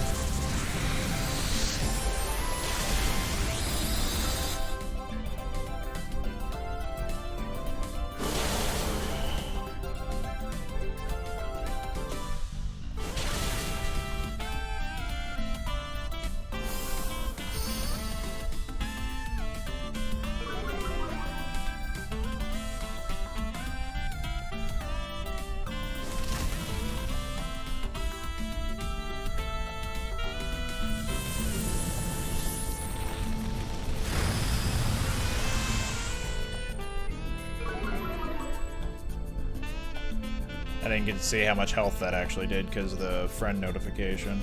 Not much. So I'm figuring that it's using a physical normal move.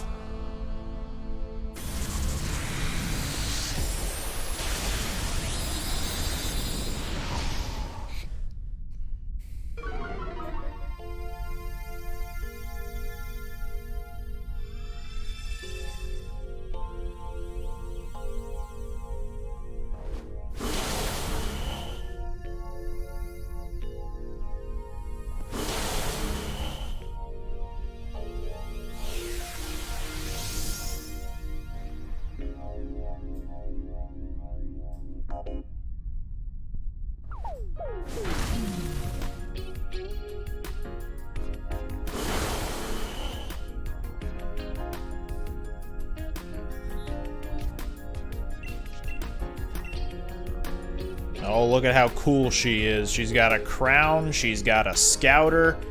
It's really, really tacky. Just super cool. The coolest avatar. And golden boots. Whoa. Also, she's the champion. Whoa. How do I know that? Because of her shirt. Whoa. The coolest avatar. Alright, back to Raid Adventures.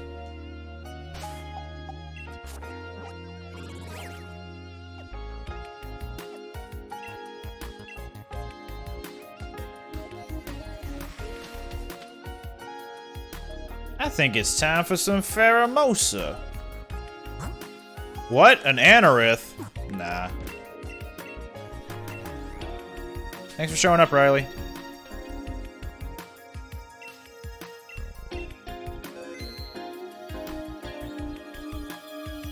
Bug.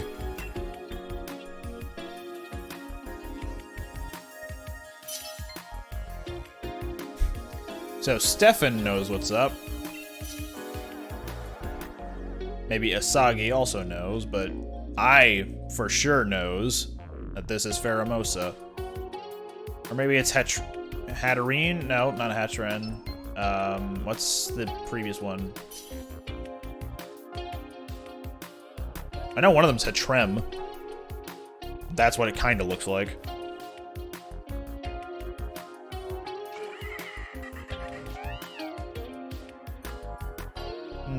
Hurricane, though.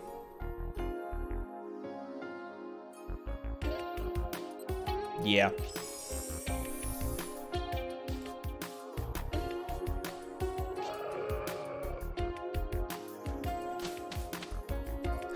What was it? Hateno, Hatrem, and Hatterene? Is that what it was? Hatena. Oops. How dare I not know? Giant Haunter!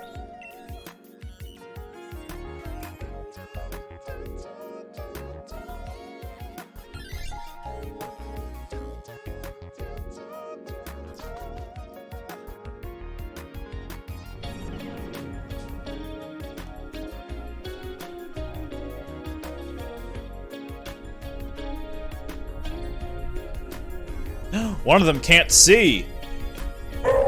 Someone help him!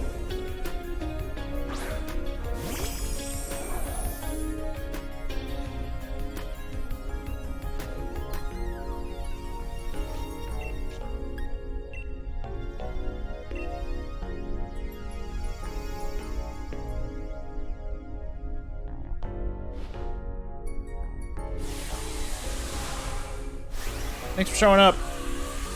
Joao. Hope I got it right. It's gonna take me some getting used to.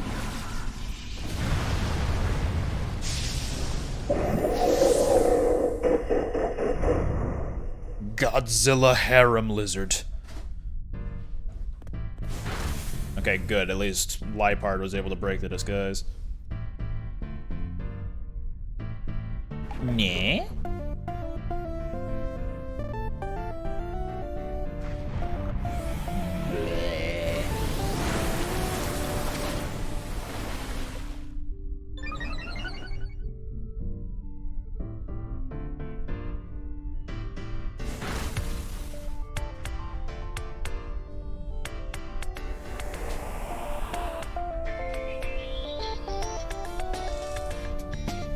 There's no terrain, you dumb idiot. I mean...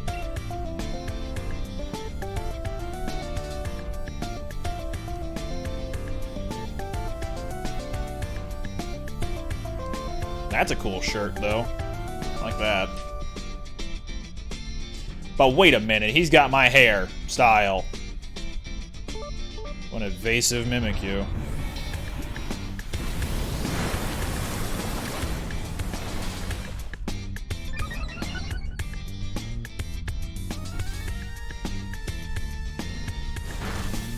Can't evade a hurricane, though. There's no terrain!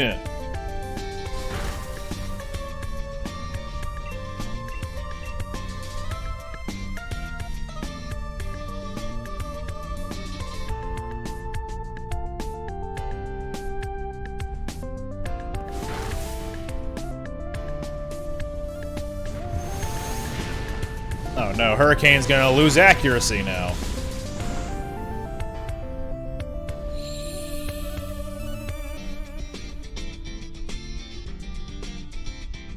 There is literally no terrain!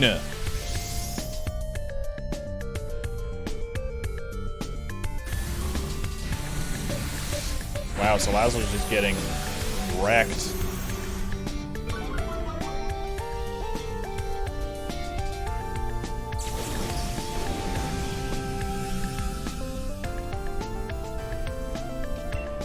Oh, we probably have this, so... I guess Weather Ball will be fine, even if, or rather, it will be fine if I get my turn, but I doubt I will because Flamethrower.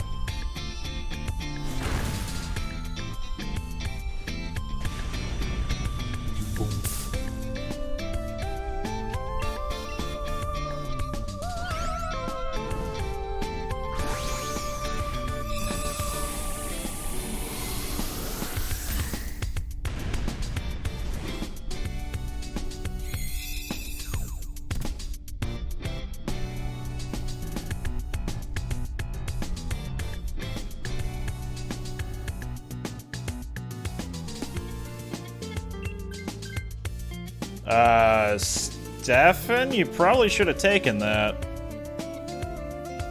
Unless you're going for the ballsy play and hoping for the berries to heal you all the way.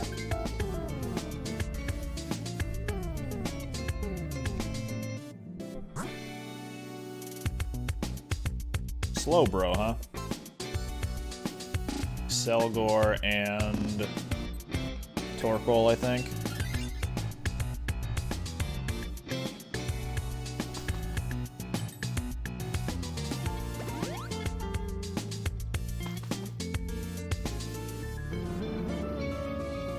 Now it's not the Slowbro from the Isle of Armor because that would be too on the nose. No, this is the regular Slowbro.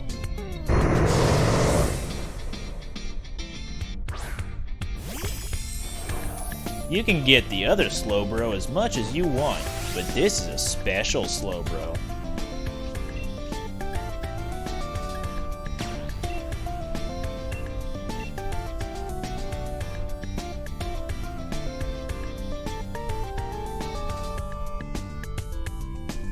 Oh no, do we have another Blaziken situation? Okay, thank you.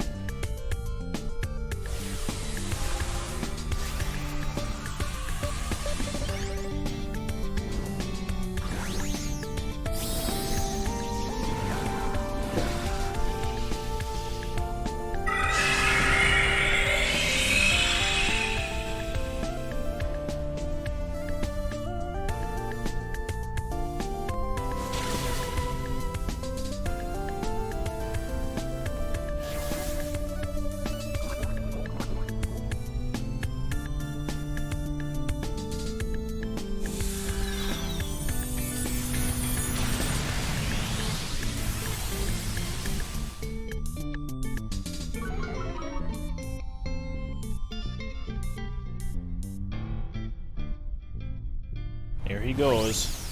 Into the dark clouds. He gets poisoned while he's up there.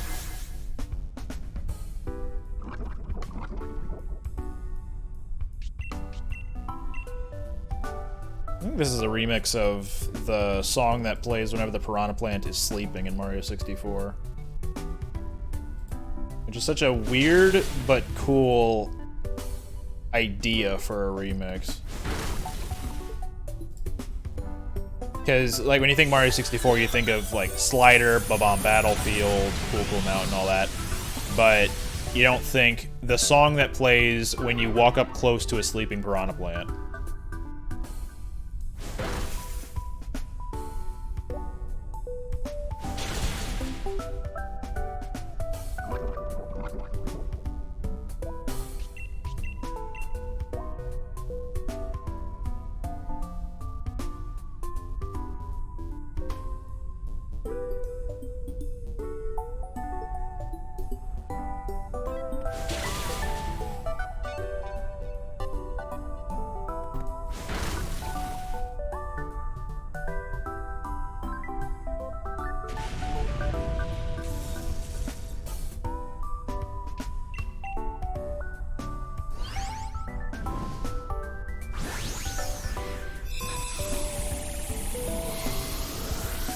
I feel like this could also be Slowbro's theme. Like, it's just bouncy and, like, aloof enough to equate to Slowbro. It, in this case, being the song.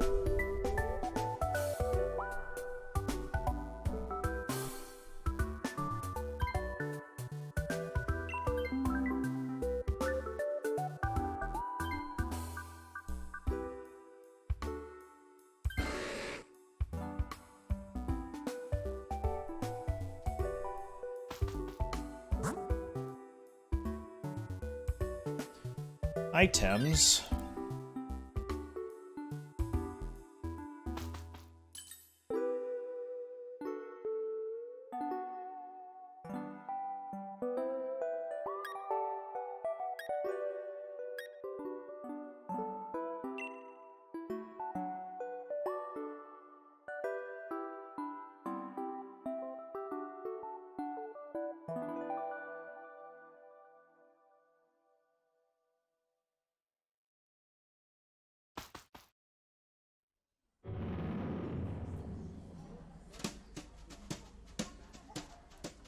Fair warning about this song is that a little bit later on during it, there's gonna be like a gunshot sound and a clip of some guy saying, "Play it faster!" So get ready for that. But this is, I think, a remix of Mole Town from Mario RPG. Remix is called Honky Town.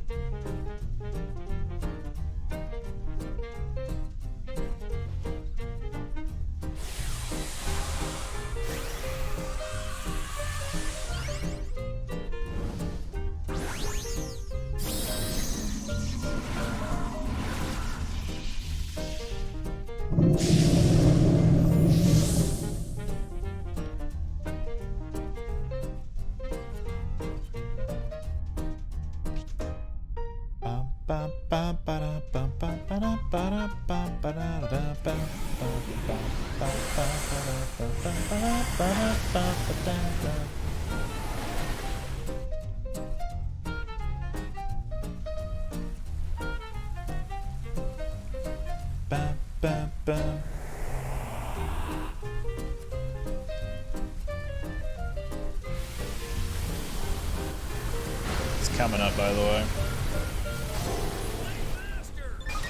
Okay, it wasn't a gunshot, it was them banging on the piano.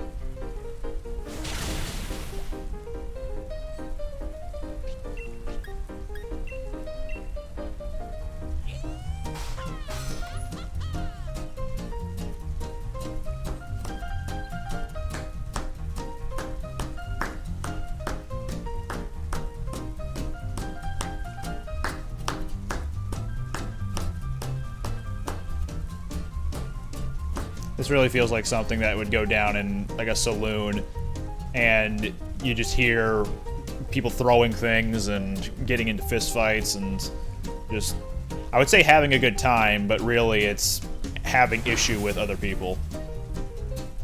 This is something you could really throw things at people to.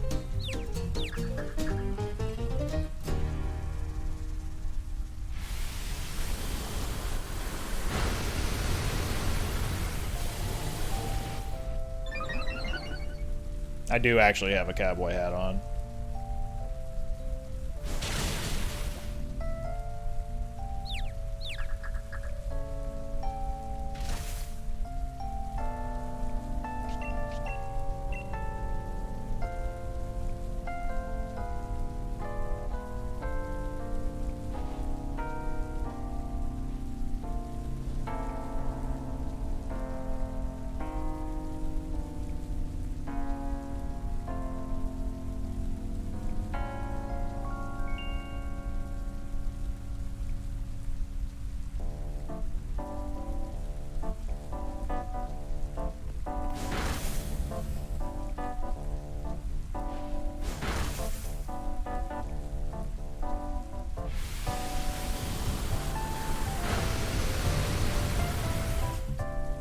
So I haven't played Terra Enigma, which this song is a remix from that game.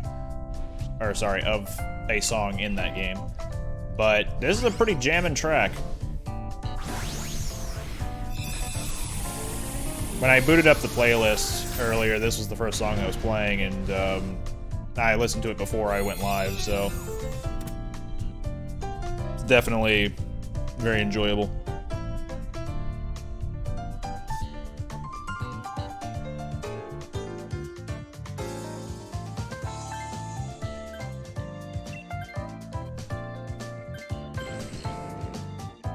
Poor Skiff. Kept trying to get rid of that Whalmer.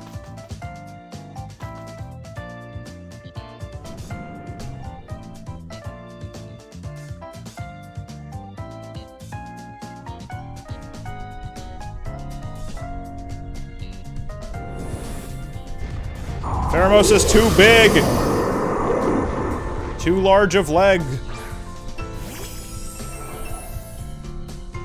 She stares down judgefully. Judgely. She looks at you funny.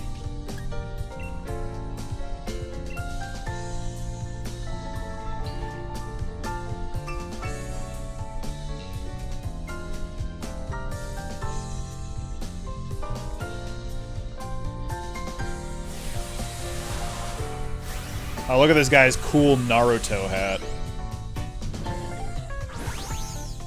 Like, seriously, those Dynamax clouds on the hat design look very similar to the smoke clouds you'd see in something like Naruto.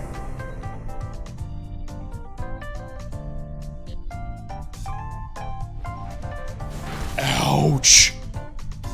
Well, no tailwind this time. And now her attack is gonna get raised. Oh, speed, excuse me. Whalmer, use bounce.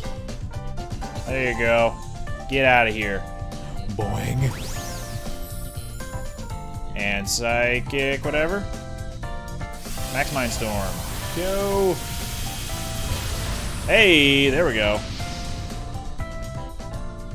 So as long as she doesn't completely wipe the team on this turn, then we are good.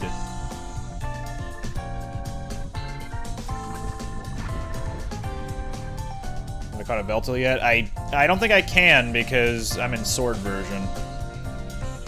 Like I don't know if I'm able to find it randomly.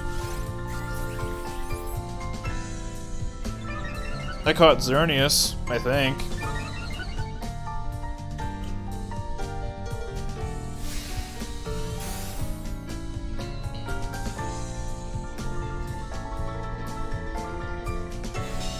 Good thinking, Slow Bro. Nice on. Hell yeah. Good thinking, team.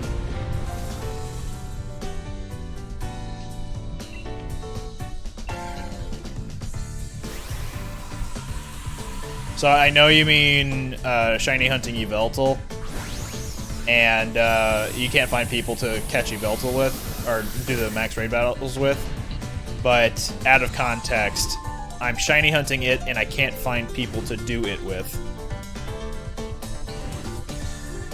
Simple. Find a girlfriend, or a boyfriend, or whatever you're into. A friend with benefits. You can do it with them.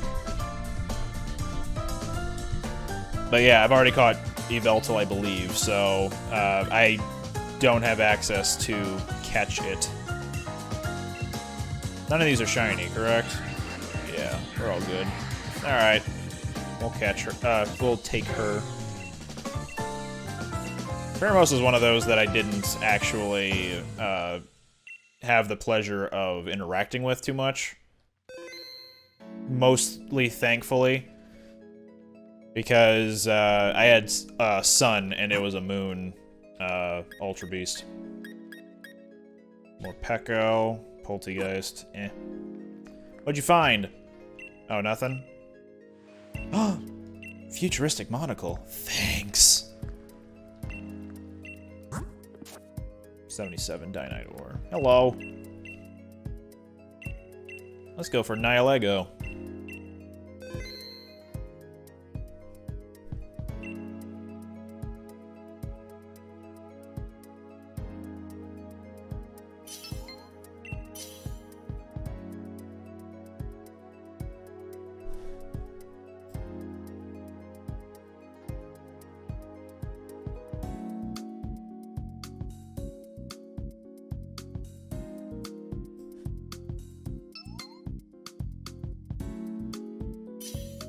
Shrimp.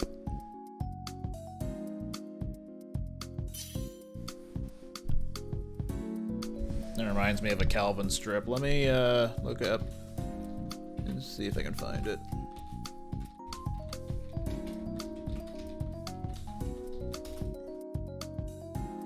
Oh, that was pretty easy.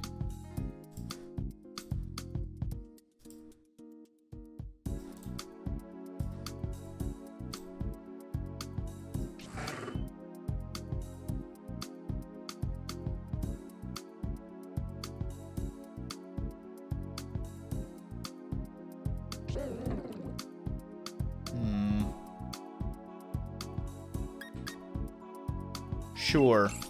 Haven't had the pleasure of using Klefki much.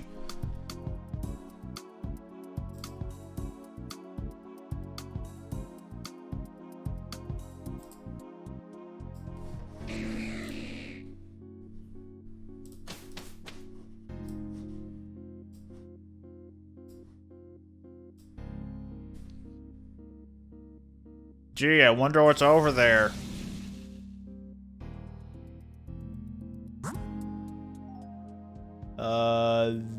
Marshtomp or Torkoal? Marshtomp probably would be better for anybody. Well, we're going to Torkoal.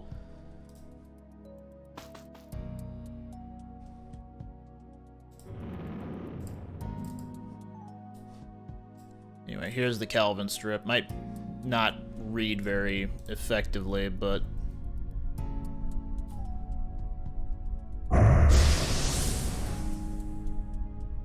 That's the one I was thinking of when Shrimp joined our team. That's my Windows sound effect, not yours.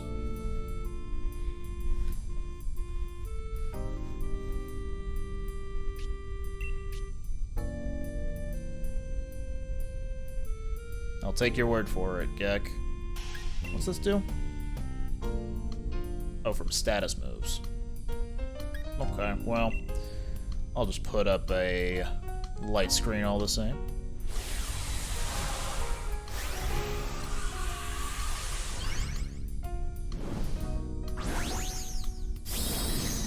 I don't recall saying thank you.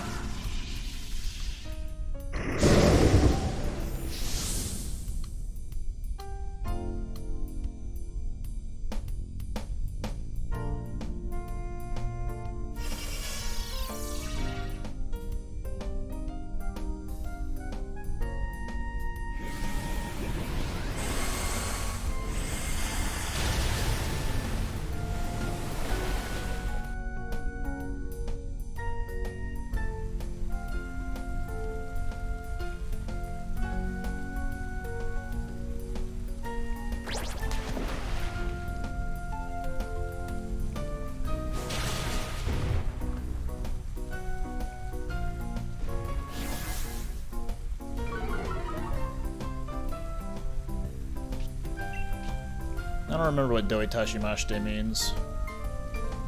It's like, welcome or something, nice to meet you.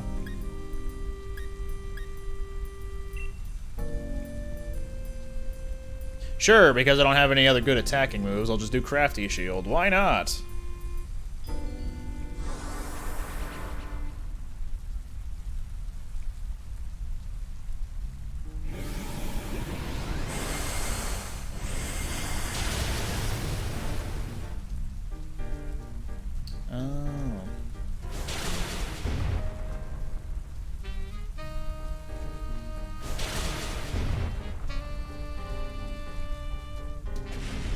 Okay, but can you read what that says in Japanese? Like, in hiragana, do you understand what that says?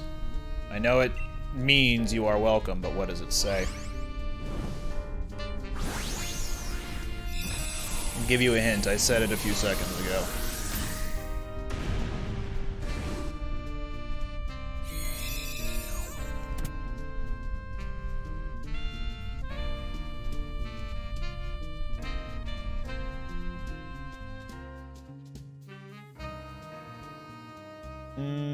I'm good.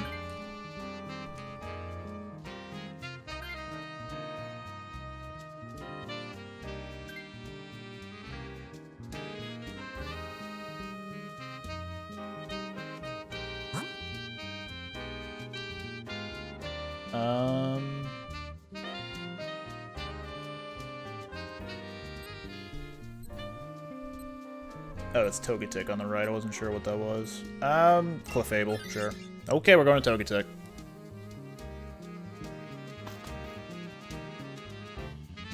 Alright, you've done three language things. Cool, but if you keep doing that, I'm just gonna ban you because it's not interesting. It's off topic and wildly derailing.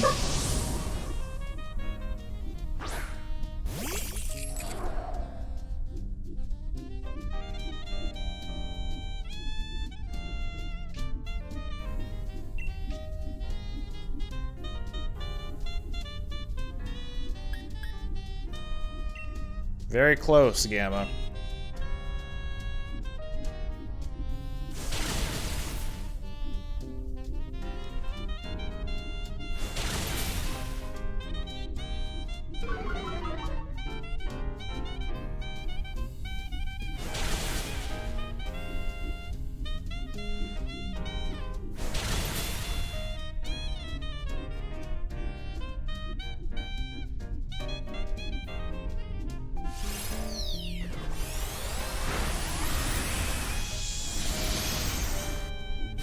I guess that would explain why it did so little damage. That Max Starfall, because if that's play rough, Togetic's not a physical attacker, so it didn't do a whole lot to Slowking.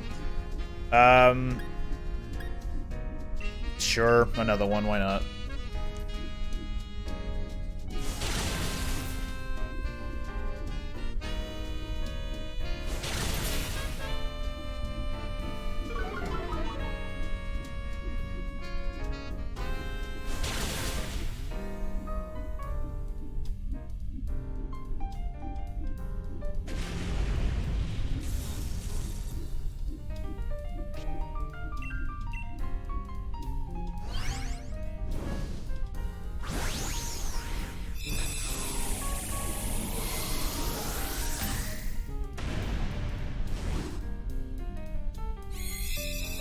So Togetic would be good for like a distraction for distraction purposes, but when you're going up against a Rock Poison Nihilego, and it's two types that Nihilego is good against, Fairy and Flying, and it doesn't have very good moves, and it's gonna die immediately if it uses Follow Me anyway. It's just gonna take the heat off of somebody else, but it's the one with the most heat. So in that case, would probably be better for somebody else. That's a Hatterene. Off to the left. Which could be good. By which I mean, if we go that way, we wouldn't be getting any... Well, hang on. Oh, we get two sets of items. If we go this way, why not? So if we don't like our items the first time, we can just decide, we want a redo on that.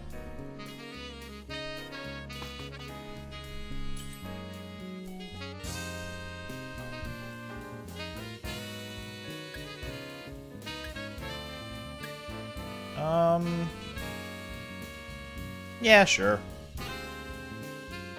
Nihilego's not going to be doing too much to me, I don't think.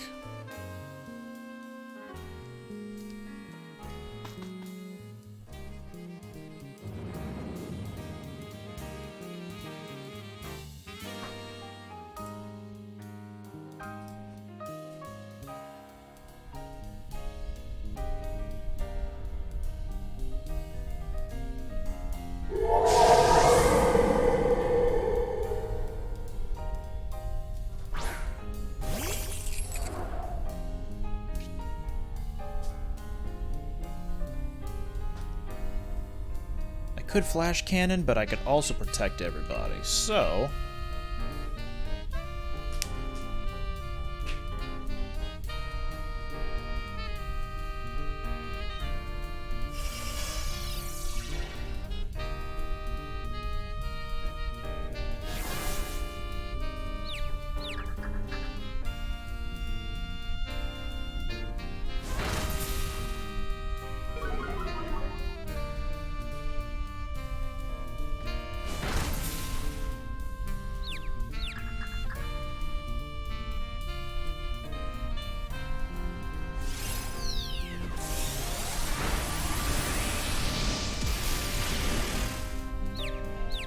Hey! Rude.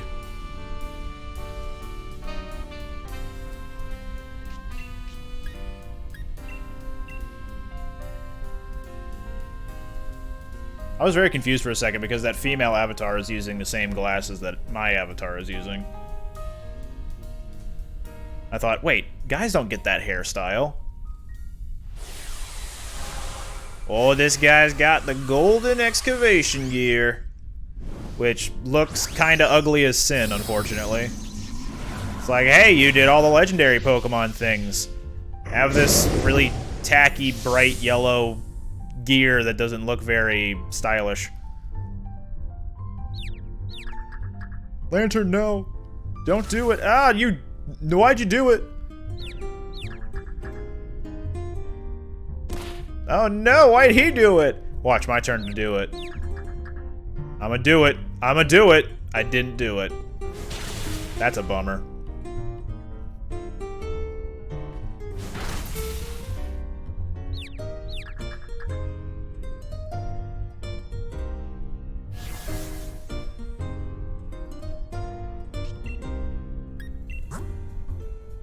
It is still confused, but for how much longer? Don't do it! Don't do it! Jack's lantern. Ha, funny, because Jack-o'-lantern, you get it. But he did it anyway. Don't do it! He didn't. Good. Bye. Am I gonna do it? I didn't do it.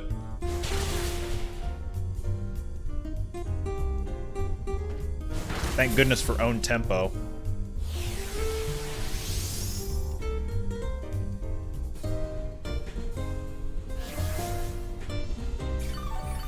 Good old radio tower gremlin inside of a... Why is it trying to be curvaceous? Like, why is it a curvaceous witch or a lamp or whatever it is? Like, the little gremlin up at the top, it has this huge cascading, I guess, hair, kind of like Bayonetta, that it just wraps around itself. And stands up tall. Why does it gotta have hips and a bosom?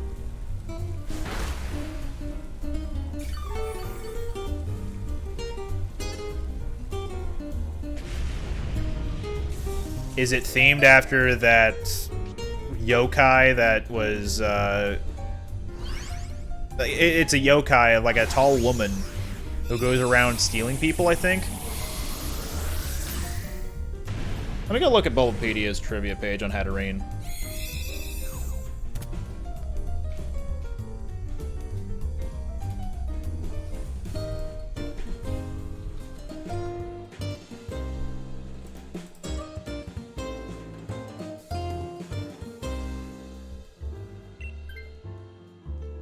Hatterene may be inspired by forest witches from European folklore that are used to frighten children that do not want to sleep or stay quiet, such as Baba Yaga, the hag from Hansel and Gretel fairy tale, and especially Kuka, due to its connection with Grimmsnarl. Its appearance may be inspired by Hario Nago, a female ghoul from Japanese folklore, described as a beautiful woman that uses extremely long hair tipped with thorn-like barbs to attack. Its tentacles an aversion to offensive behavior. Hang on. No, I'm good. Where was I? Its tentacle and aversion to offensive behavior may also be a reference to the Sea Witch. The hat-like hair on its head seems to represent a stereotypical witch's hat mixed with a hennin. Hatterene's relatively small body, as well as the windows in its hair-like tentacles and its Gigantamax form, may be based on the common fairy tale motif of a girl locked away in a tower. In particular, it may reference Rapunzel by the Brothers Grimm, whose hair was long enough to reach the ground from the top of her tower. So, a lot of potential influence going on in there. Oh, sorry I missed the message earlier, but thanks for showing up. Androcles, I believe, is your name there.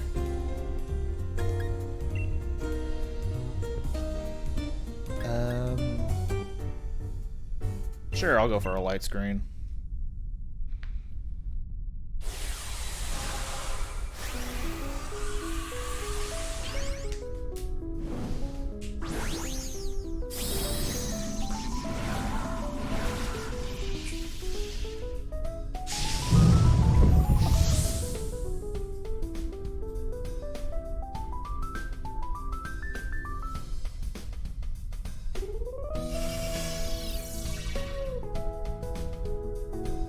This is another song that I actually downloaded before starting the stream.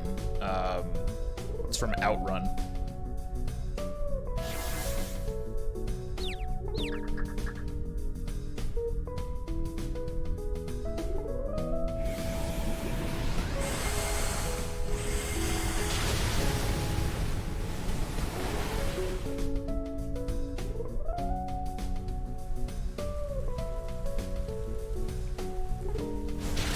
There we go.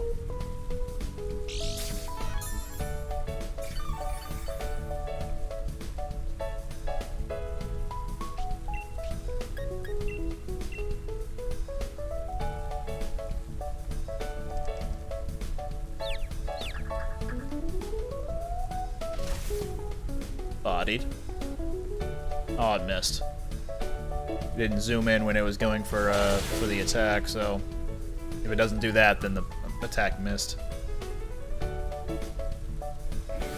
Oh, here we go. Knock it out. Almost. One more Razor Shell ought to do it. There you go.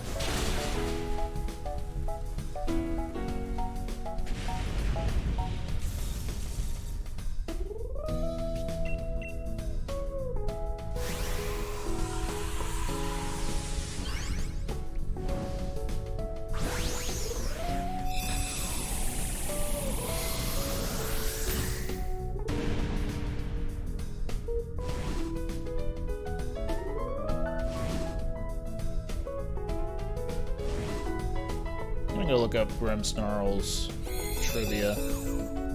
Grimmsnarl may be based on ogres, trolls, and potentially Oni, all large and malevolent humanoid creatures from folklore and mythology that are commonly depicted with grotesque appearances and abundant hair. Like its pre-evolutions, Grimmsnarl also shares traits with goblins. The fact that its strength comes from its hair may be a reference to Samson from the Book of Judges, who also made it into Skullgirls as a parasite on top of Philia. Like, I think the character in Skullgirls, Samson, is a reference to Samson from the Book of Judges. Considering its association with Hatterene, it may also be inspired by the Boogeyman, Bugbear, or Coco, fictional creatures created throughout European cultures to frighten children that do not want to sleep or stay quiet. Wasn't Zarude also kind of like the Coco? Because I remember Coco, Pokemon the movie, Coco, that's where it stars in, so maybe it's themed after the exact same thing that it's potentially naming Grimmsnarl to be themed after. In addition, it resembles depictions of Grendel, a giant monster from the Old English epic poem Beowulf, described as a creature of darkness and known for its immense strength. So there we go.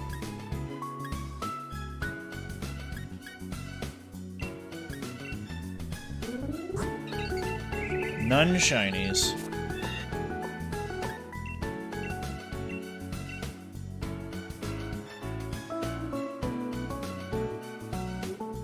I wonder if they designed Nihilego to resemble Lily, as opposed to just saying, alright, I'm going to draw this thing, and put a couple stars on it, make it look all tentacly, and, alright, and that's our Pokemon. Oh, hey, we have a character that looks a lot like this.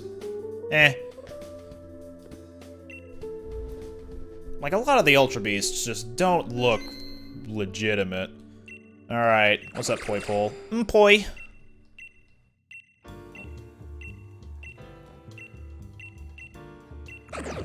Poipolol.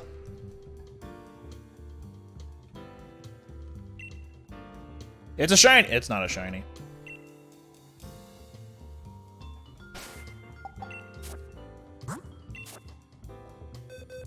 Oh, whoops.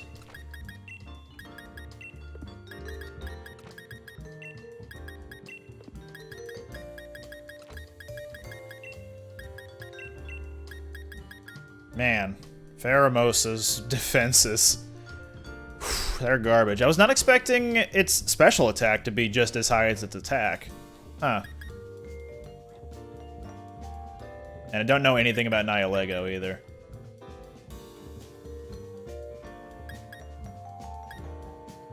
Apparently, Naganadel is stupid powerful, though.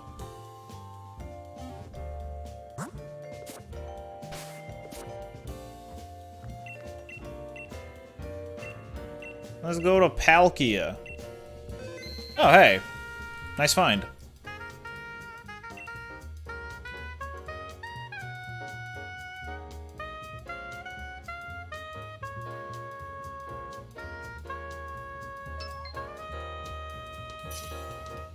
Second shiny Scolipede / Centiskorch? Or second shiny?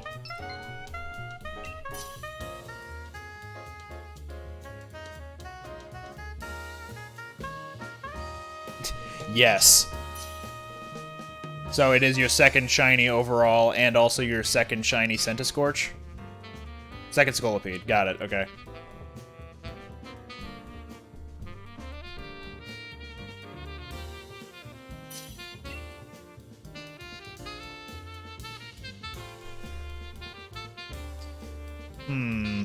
Well, we're up against Palkia. None of these are going to be very good against him. Well, maybe, actually. Yeah, let's go with Gloom. See how he does.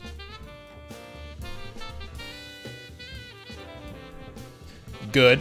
Good. I'm gonna give that a thumbs up. Pick Alchemy! Pick Alchemy! There you go.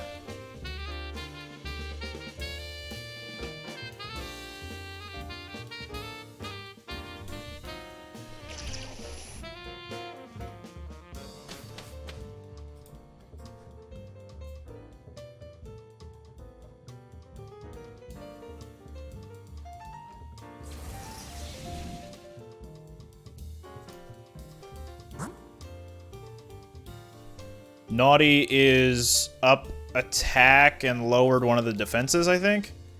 Also Malamar versus Poltegeist. Malamar.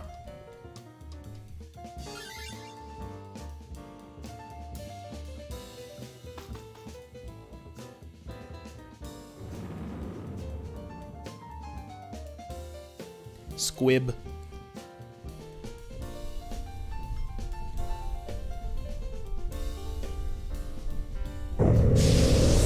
Attack less special defense, that's what I thought. Oh, interesting. The special defense wasn't censored outright. Normally, if it translates into a hyperlink, it stops it right then and there. It being Twitch. Oh, look at how yellow this man is.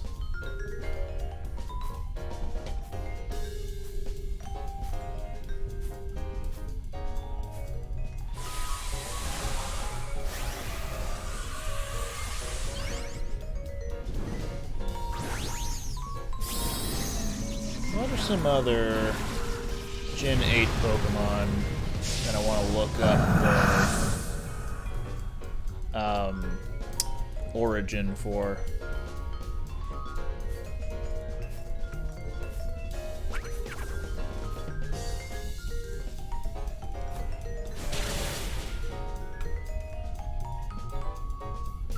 I want to see what Duraludon is themed after, other than like a skyscraper.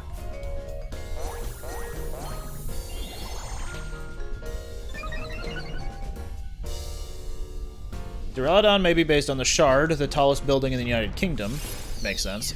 Based on its name, the metal that covers its body is presumably duralumin, an aluminum copper alloy that is strong and light, but not very resistant to corrosion. Its rivalry with Tyranitar may be a reference to the kaiju genre of films. Its overall body shape resembles a theropod dinosaur.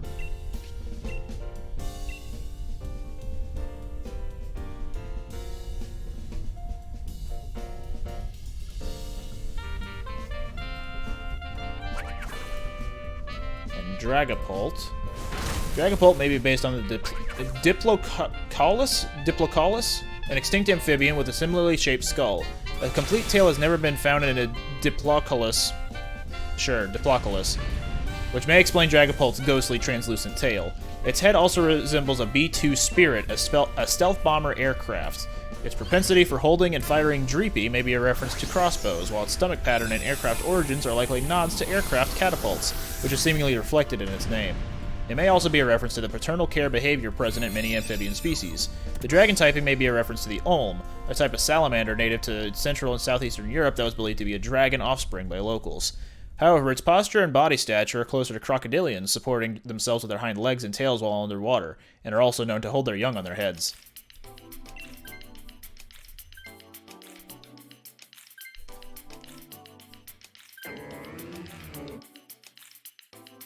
Related articles. Pseudo-legendary Pokemon.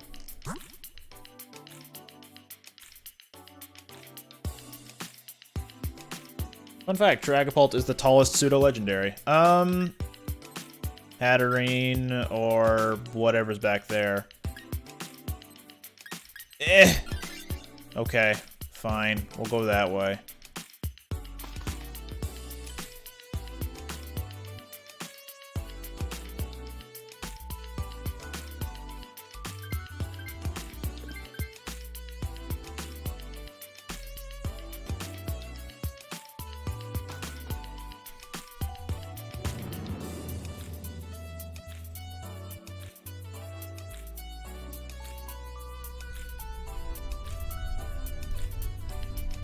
Okay, I kind of want to see what the inspirations behind some of the Ultra Beasts are. Starting with Buzzwole. Buzzwole seems to be based on both a mosquito and a bodybuilder. It may specifically derive inspiration from an 80s Alba pictus, which is an invasive species worldwide. Okay, so it's just based off of an invasive species, which makes sense because the Ultra Beasts would invade. Pheromosa. What invasive bug is it based off of? Pheromosa may be based on an American cockroach that is molted, which causes it to be white in color. It may also draw inspiration from a copepod. So it's a cockroach. Circuitry. Circuitry appears to be based on sparking electrical wires and power lines. Its design also shares some small aspects of a tree, especially Christmas trees. Its head resembles a Moravian star or a tree topper, while the white bands on its limbs may be based on fairy lights, though they could also refer to cable ties, which are used to hold multiple cables together. So, you know, the invasive species of Christmas. Celesteela. Bamboo. Celesteela is likely based on Princess Kaguya from the Tale of the Bamboo Cutter. You know, the invasive species of Princess Kaguya. Its body resembles bamboo shoots, its arms resemble cut bamboo trunks, and overall it resembles a mixture of elements of a space shuttle and a depiction of Princess Kaguya as a woman with long hair wearing a multi-layered kimono. Its body may also incorporate similarities to the spacecraft Selene, nicknamed Kaguya in Japan, which orbited the moon between 2007 and 2009. The combination of bamboo and spacecraft elements may also reference bamboo rockets. Kartana. Based on origami and samurai, I guess. Yep, Kartana may be based on origami and samurai. In particular, it may be based on noshi, a ceremonial origami attached to gifts for congratulatory occasions as a token of good luck, or shikigami, paper figurines cut into the shape of a person or animal and imbued with spiritual power, often used by priests to ward off negative energy. Its sharp paper-like qualities may be a reference to paper cuts. You know, the invasive species, paper cuts. Guzzlord, trash compactor. Guzzlord is based on abominations such as those found in the literary works of H.P. Lovecraft and the Agrajag creature of the Hitchhiker's Guide to the Galaxy. Its black and yellow coloration is based on earth-moving machinery. Due to its habit of eating almost anything but not excreting anything out, Guzzlord may be based off of a black hole, and also possibly a personification of gluttony. Additionally, it resembles a crab. The general shape resembles a European dragon, while the spiny mace-shaped tail is similar to prehistoric creatures such as the Ankylosaurus and Glyptodon.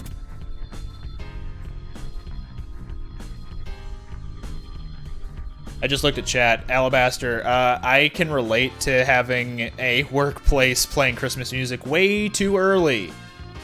Oh boy, not a fun, not a fun, not okay.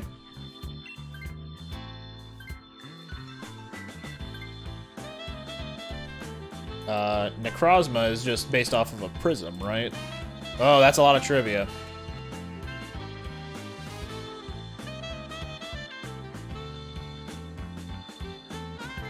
What about the new Ultra Beasts? Poipole is based on a bee larva. Like its evolution, its needle-like appendages represent the plunger of a syringe, with the head representing the barrel or tube. Let me just quickly... Celio or Mimikyu. Mimikyu. Its head representing the barrel or tube, and the venom representing the liquid inside. And then Naganadel...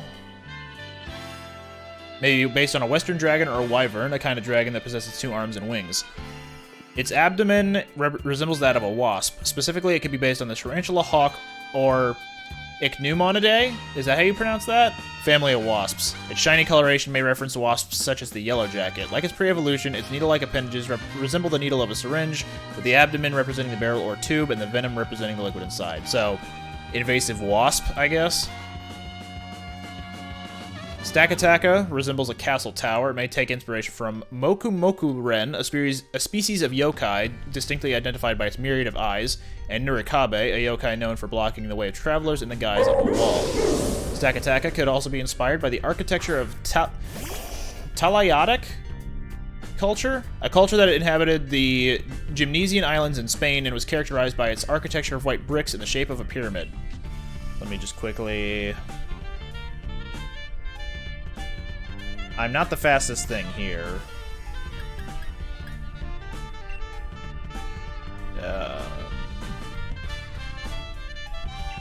Sure.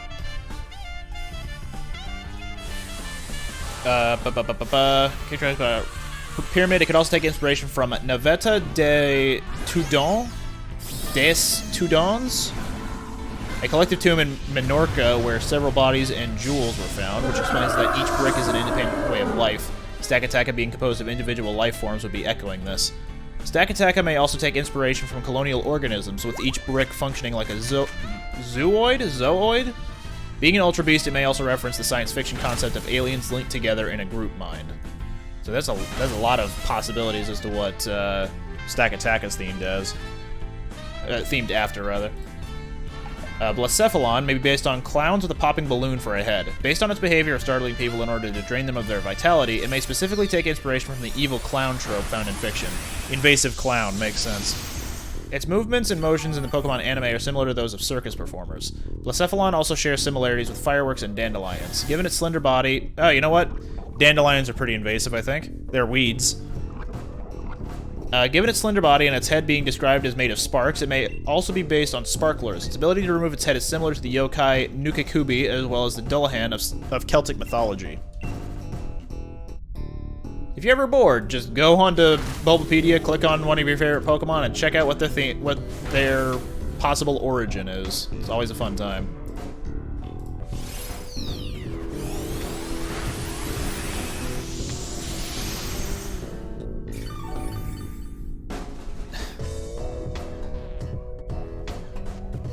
I'm not sure if I'm alone in thinking that Melmetal and Meltan are really boring designs, but Melmetal has similar design aesthetics to its pre-evolution Meltan. Its head and features are based on hexagonal nuts, and its tail represents an exposed wire. Its body is based on mercury, a metallic element that is liquid at room temperature.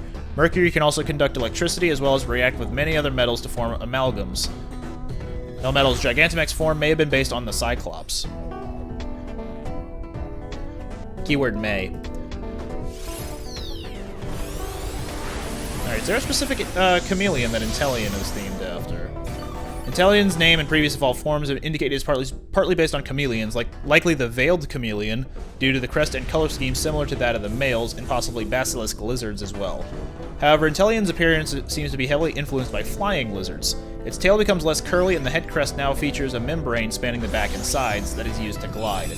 Furthermore, Inteleon follows the motif of British intelligence, with the hands being often posed like a gun, spouting water out of the fingertips, while the coloring of the skin and the belly forms a pattern resembling a blue jacket and black trousers on a white shirt. Inteleon's Gigantamax form seems to draw inspiration from a sniper aiming from a rooftop. Makes sense to me. What's Drizzile? Like a lizard, based on. Also, Mimikyu has no fairy moves, attacks, so what good is he against Palkia? Veiled Chameleon, again. Due to its color scheme being similar to that of the males, the way this species collects moisture on its body could explain its water typing, and the way the water droplets drip from the top of its head into its mouth could resemble tears, which could explain the tear-like patches on Drizzile's face.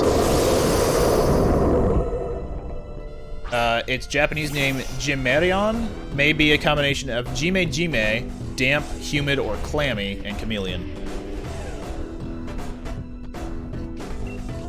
Dunspore.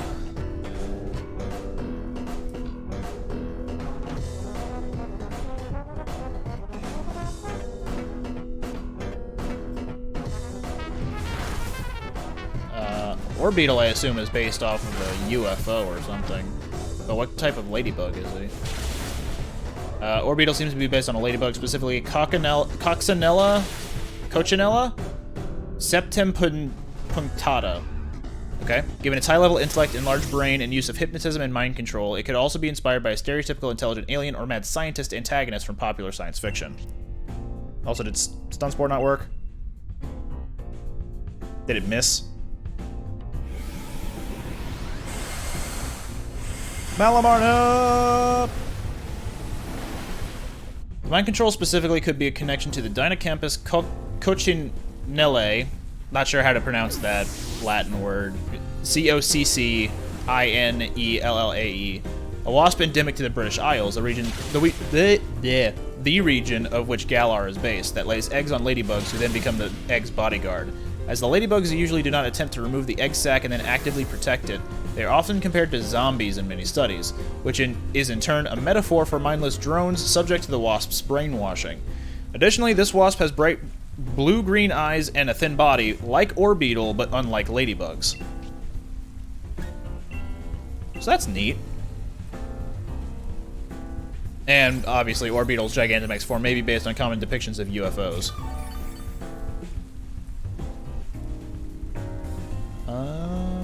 What species of turtle is Dreadnought themed after? Just common snapping turtle, apparently? Some of its characteristics being apparently derived from the alligator snapping turtle. Its horn resembles a cleaver, and its Gigantamax form resembles a dreadnought. Its boat-like underside, most noticeable in its Gigantamax form and armored top, makes it resemble early ironclad warships, which were built from the hulls of wooden ships and plated with thick steel sheets.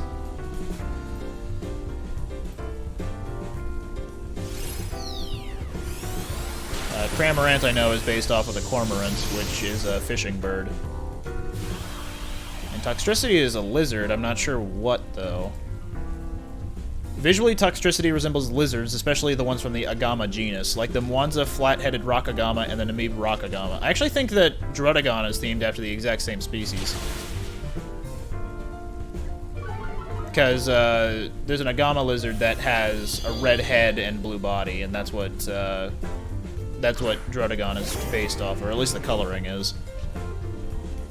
Like Toxtricity, this genus is known for displaying a variety of bright colors and possessing spikes on the region of the ear.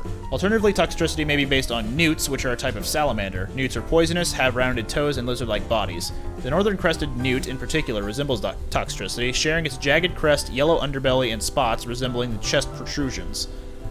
The spikes on the side of the Pokemon's head are reminiscent of the gills newts have in their larval stage. It also appears to take inspiration from punk rock guitarists. Its amped and low-key forms resemble electric guitars and bass guitars, with the number of chest protrusions equaling the number of strings on each guitar, 6 and 4 respectively, and according to official bios, making a sound similar to that of the respective instrument when strummed by Toxtricity. Gigantamax Toxtricity's habit of generating a guitar-shaped spark to attack may also be a reference to guitar smashing, a common act by guitarists at the end of a concert set or after the band's signature song. You know, just mess up the guitar. You paid only some dollars for it. You can get another one.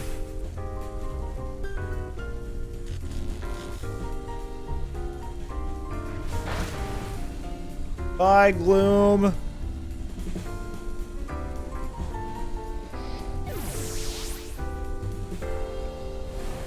Okay, we only have 2 faints. That's fine. We got this.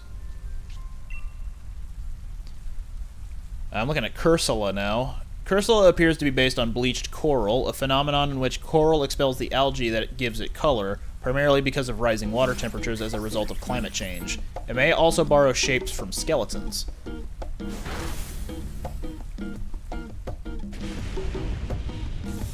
What about Runerigus?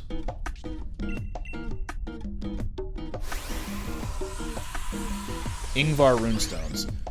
Large stones engraved by Vikings used to commemorate the lives of notable people in events such as the Swedish Viking expedition to the Caspian Sea. Many of the runestones discovered had a snake motif. Runestones were also believed to have mystical properties that conveyed powers of protection, wealth, and victory. It may also be based on Apophis, the Egyptian god of chaos, who is often represented as a serpent. The fact that Galarian Yamask evolves into Runerigus after taking at least 49 damage could be a very subtle reference to the Bardo Thodol, a Buddhist concept of purgatory after death and before reincarnation. This process of Buddhist purgatory is said to last 49 days. So that's cool. What do we got? No shinies? No shinies. Alright, we'll yoink that then.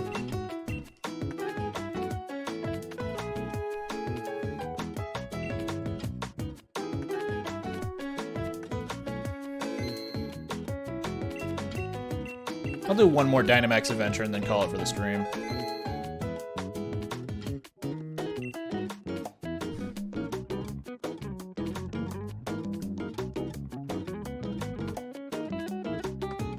What species of penguin is Ice Cube based on? Let's see.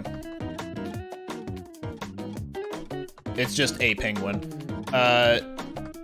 seems to be based on a penguin with an ice cube for a head. It may also draw inspiration from the great auk, a flightless bird that used to inhabit the British Islands before their extinction. Great auks were known for floating with their heads exposed above water and were hunted to be used as fish bait. Their heads would get whiter during winters. And Sojourner is probably based on Stonehenge.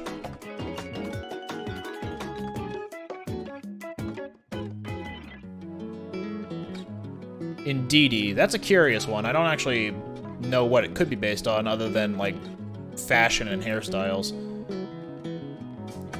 Indeedy may be based on Lares, the household deities in the ancient Roman religion said to protect the house in exchange for worship and gratitude.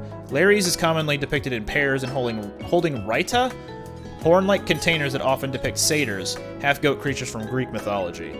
It may also draw inspiration from brownies, the household spirits from British folklore said to come out at night to perform domestic and farming tasks. Let me just...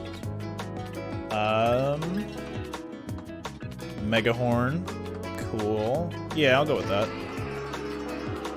Their gender-specific motifs may also be based on housekeepers, with its male form having traits of a butler, while its female form has traits of a maid.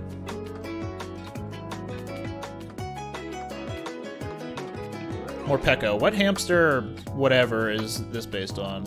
It's based on the golden hamster with some elements of a guinea pig. Like Morpeko, hamsters are known for biting and exhibiting violent territorial behavior, hoarding food, and having incredibly high metabolisms, hence its dark type and hangry mode. On top of that, its signature move Oro Wheel may be a reference to hamster wheels. Its color scheme may be inspired on the broken color pattern found in many guinea pig breeds. Okay. Passimian or the other thing, Roselia.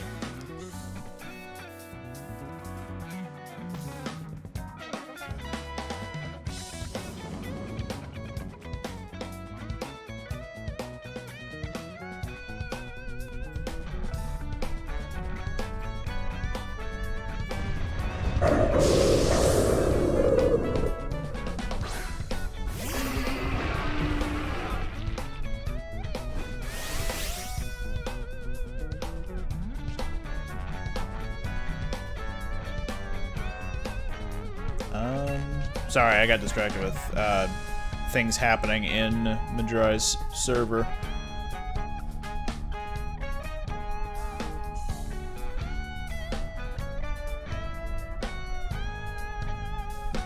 Back to looking up cool Pokemon lore, or potential lore, rather. Copperaja. Given Asia's history with Britain and the use of captive elements as working animals, Copperaja may be based on an Asian elephant with the digging bucket of a backhoe for a trunk. It may also be inspired by elephant statues, often made of copper or bronze, which are common in Indian art and Thai art. Its category, copperderm, may be a reference to pachyderm, and it literally means copper skin. So what about Qfant? Oh, I didn't even think that Qfant would... Like, its name was probably derived from Cu being the periodic symbol for copper. That's fun. Qfant resembles an Asian elephant calf with a spade for a trunk. Oh, I guess the babies of, I guess I didn't think that baby elephants would be called calves. Huh. Okay. It may also be based on elephant statues common in Indian art and Thai art. The way its copper body tarnishes in the rain may be inspired on how metallic copper oxidizes into cupric oxide when exposed to the environment. Its category, copperderm, blah, blah, blah.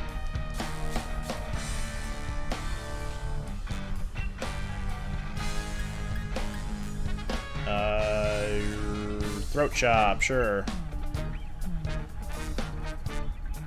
Okay, I'm curious about Zacian and Zamazenta. Like, are they themed after anything in, like, specifically in lore?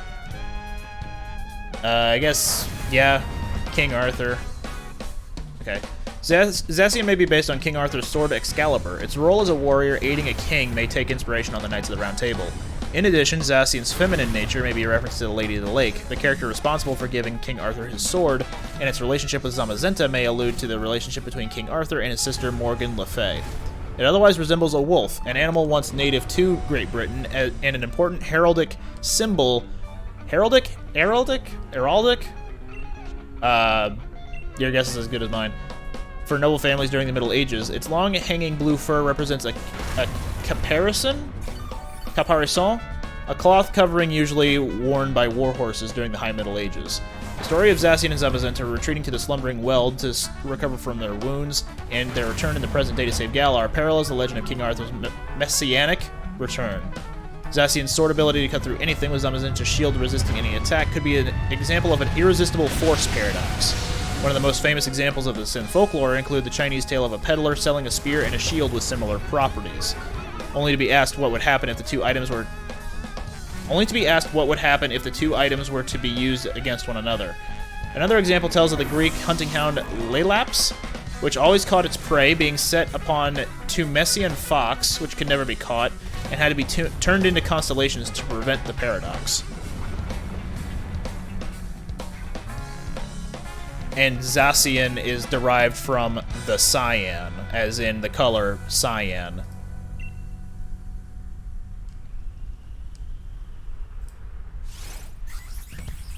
Zamazenta may be based on King Arthur's shield, known as Wineb Gwerthurcher, or Pridwin? They may also be based on the Knights Round Table, blah, blah, blah, blah, blah. It resembles the Iron Wolf of ancient Lithuanian mythology. Yeah, it's basically the same Zacian lore, but with extra things for Zamazenta specifically.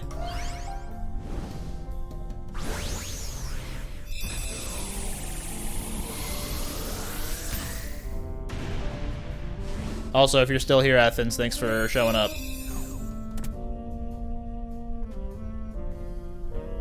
Eternatus. Eternatus' extraterrestrial nature and dragon-like appearance may be inspired by Uther Pendragon, King Arthur's father, who acquired his epithet and started using dragons on his standards after witnessing a dragon-shaped comet. Yeah, sure. I'll take that. Its overall body shape resembles the skeletal remains of a dragon, with the ribcage shaped like a cannon and the head resembling that of the common nawab or dragon head caterpillar. So it's a legendary caterpillar. Good to know. What is... Oh, it's Mimikyu. Or Abomasnow. Its Dynamax form may be based on the biblical seven-headed dragon that, in the Book of Revelation, throws 1/3 of all stars down to the earth and is ultimately banished to Earth with the Nephilim, the Hebrew giants, an event that ultimately leads to the end of time. This account may also be the origin of the item Wishing Star and the Darkest Day. Eternamax Eternatus may be inspired by Ananta Shisha, the king of Nagas in Hindu mythology, who is usually portrayed as a giant coiled serpent with 1,000 heads capable of spewing venom and fire, though some depictions simplify his appearance down to 5 heads. Shisha bears the deity Vishnu on its coils, similar to how Eternamax Eternatus' core is mounted atop its coiled body.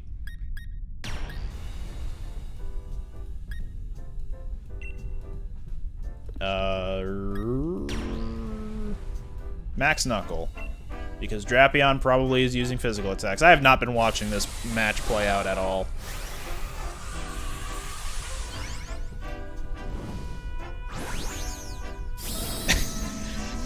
Cub Fu may be based on a bear cub and a kung fu student. And that's all. What about Urshifu? Okay, here we go. Urshifu may be based on an Asian black bear and a wushu fighter. Rapid Strike style's water typing may be a reference to the flow like water quote by famous actor and martial artist Bruce Lee. Single Strike style may have been based on a mixture of Tiger style and Leopard style. Styles based on precise, strong, and direct strikes, which can give meaning to Single Strike's unique move, Wicked Blow, which always lands in a critical hit and described to be a singular strong punch, and references both Leopard style's way of looking to take down opponents as swiftly as it can, and Tiger style's direct attack with overwhelming strength and power. Rapid Strike style may have been based on a mixture of Crane style and 7-star Mantis style. Give me a second.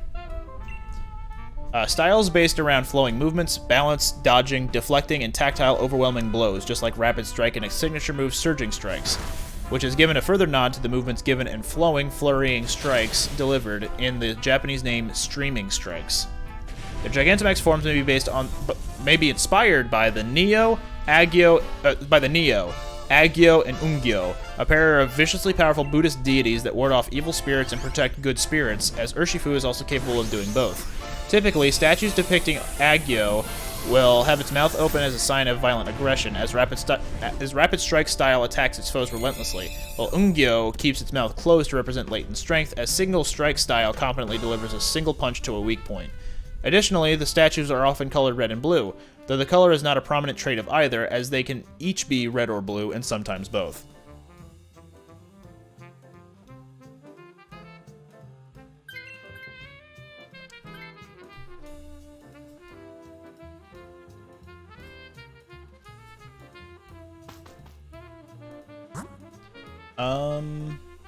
Linoon, I think, and...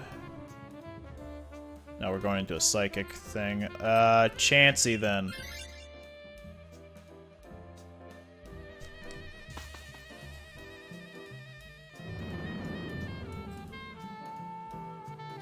Okie dokie, what about Zarude? While Zarude has many standard monkey features, it seems to resemble baboons and mandrills the closest, with its fangs, claws, size, facial structure, and fur around its head. Its dark typing may be a reference to the baboon's aggressive and violent nature. It also possesses traits of spider monkeys with how they use vines to grapple enemies in trees, where spider monkeys use their prehensile tails. Zarude could also be based on the Shug monkey in English folklore and the Carew ape that's said to haunt Carew Castle in Wales. Carew? Carew? Carew? C-A-R-E-W.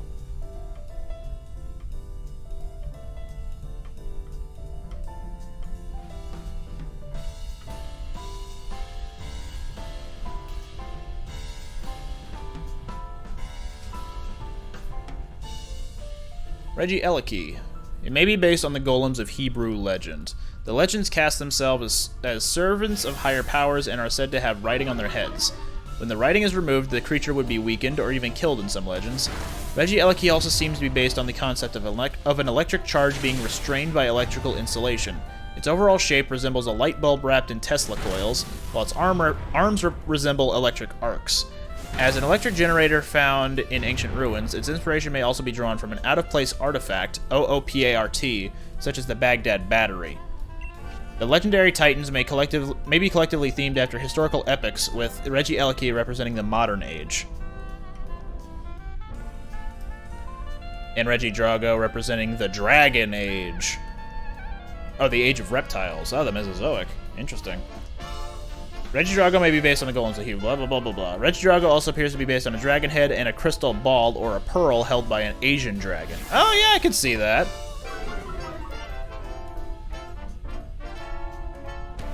Okay, cool. I got that its arms were to resemble dragon jaws, but... Regieleki has the best speed out of any Pokemon. Its regular special attack is not all that great.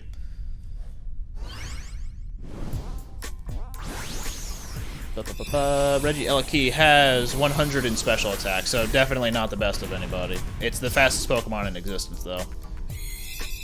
Glastrier. Oh, I didn't even think of that. Glastrier, like its counterpart Spectrier, may draw inspiration from the mythological Four Horsemen of the Apocalypse. Glastrier representing the White Horse of Conquest, given its belligerent nature, and... wait, hang on. Yeah, I'll swap. And purported desire to take anything it wants by force. It may also be based on the white-colored knight chess piece. Oh, that would check out, because Glastrier is the black one, and... sorry, Spectrier is the black one, Glastrier is the white one, so two sides of the same chessboard. The appearance of Glastrier may be based on the unicorn, the national animal of Scotland, which is the country that the Crown Tundra is based on. Oh, okay.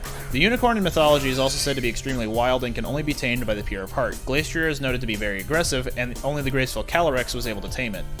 Let me just light screen. Spectrier and Glastrier may also be based on Liath Macha and Dub Sungland. I can't speak Celtic, or Irish, I guess. The two chariot horses of the hero Cuchulainn. Again, I don't know how to pronounce that, of Irish mythology.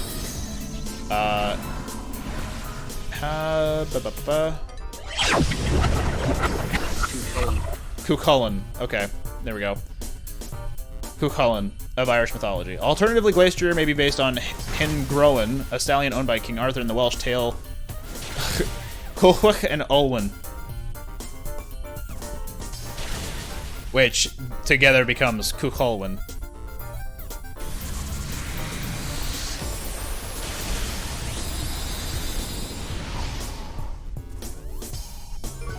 And then Spectrier.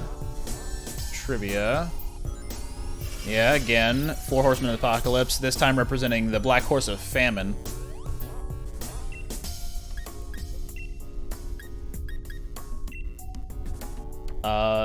Spectrier may be based on Lamray, a mare owned by King Arthur in the Welsh tale Kulhuk and Ulwin. Bleh. According to local legends of Snowdonia, Lamray expelled the lake monster of Linbarfog. Man, these are all very Gaelic, Celtic names that I'm not totally equipped to pronounce, and left her footprint on a stone by the lake. Therefore, its ability to prey on the life energy of sleeping creatures may be a wordplay on mare, as both a sleep demon and a female horse, though with different etymology, are spelt as mare in modern English. Spectrier and Glacier may also be based on blah blah blah blah. We heard that already. Spectrier may also be inspired by the Old English Black, an extinct horse breed that influenced the bloodline of modern Shire horses and Clydesdale horses. Its detached hooves may be a stylization of the feathering of these horse breeds.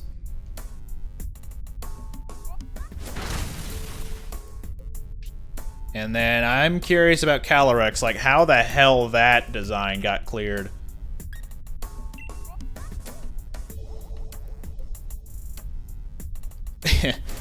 Okay.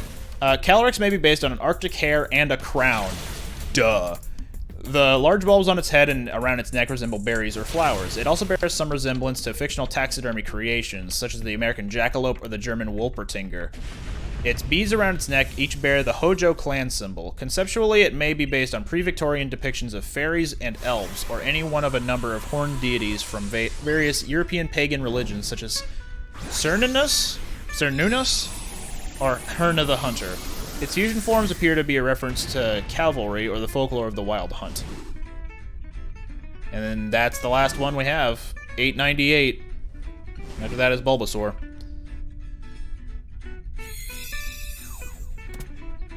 Favorite design of the legendaries? I like Zapdos a lot. I've always liked Zapdos normally, but his fighting form is pretty fun. Alright, no shinies. Azelf.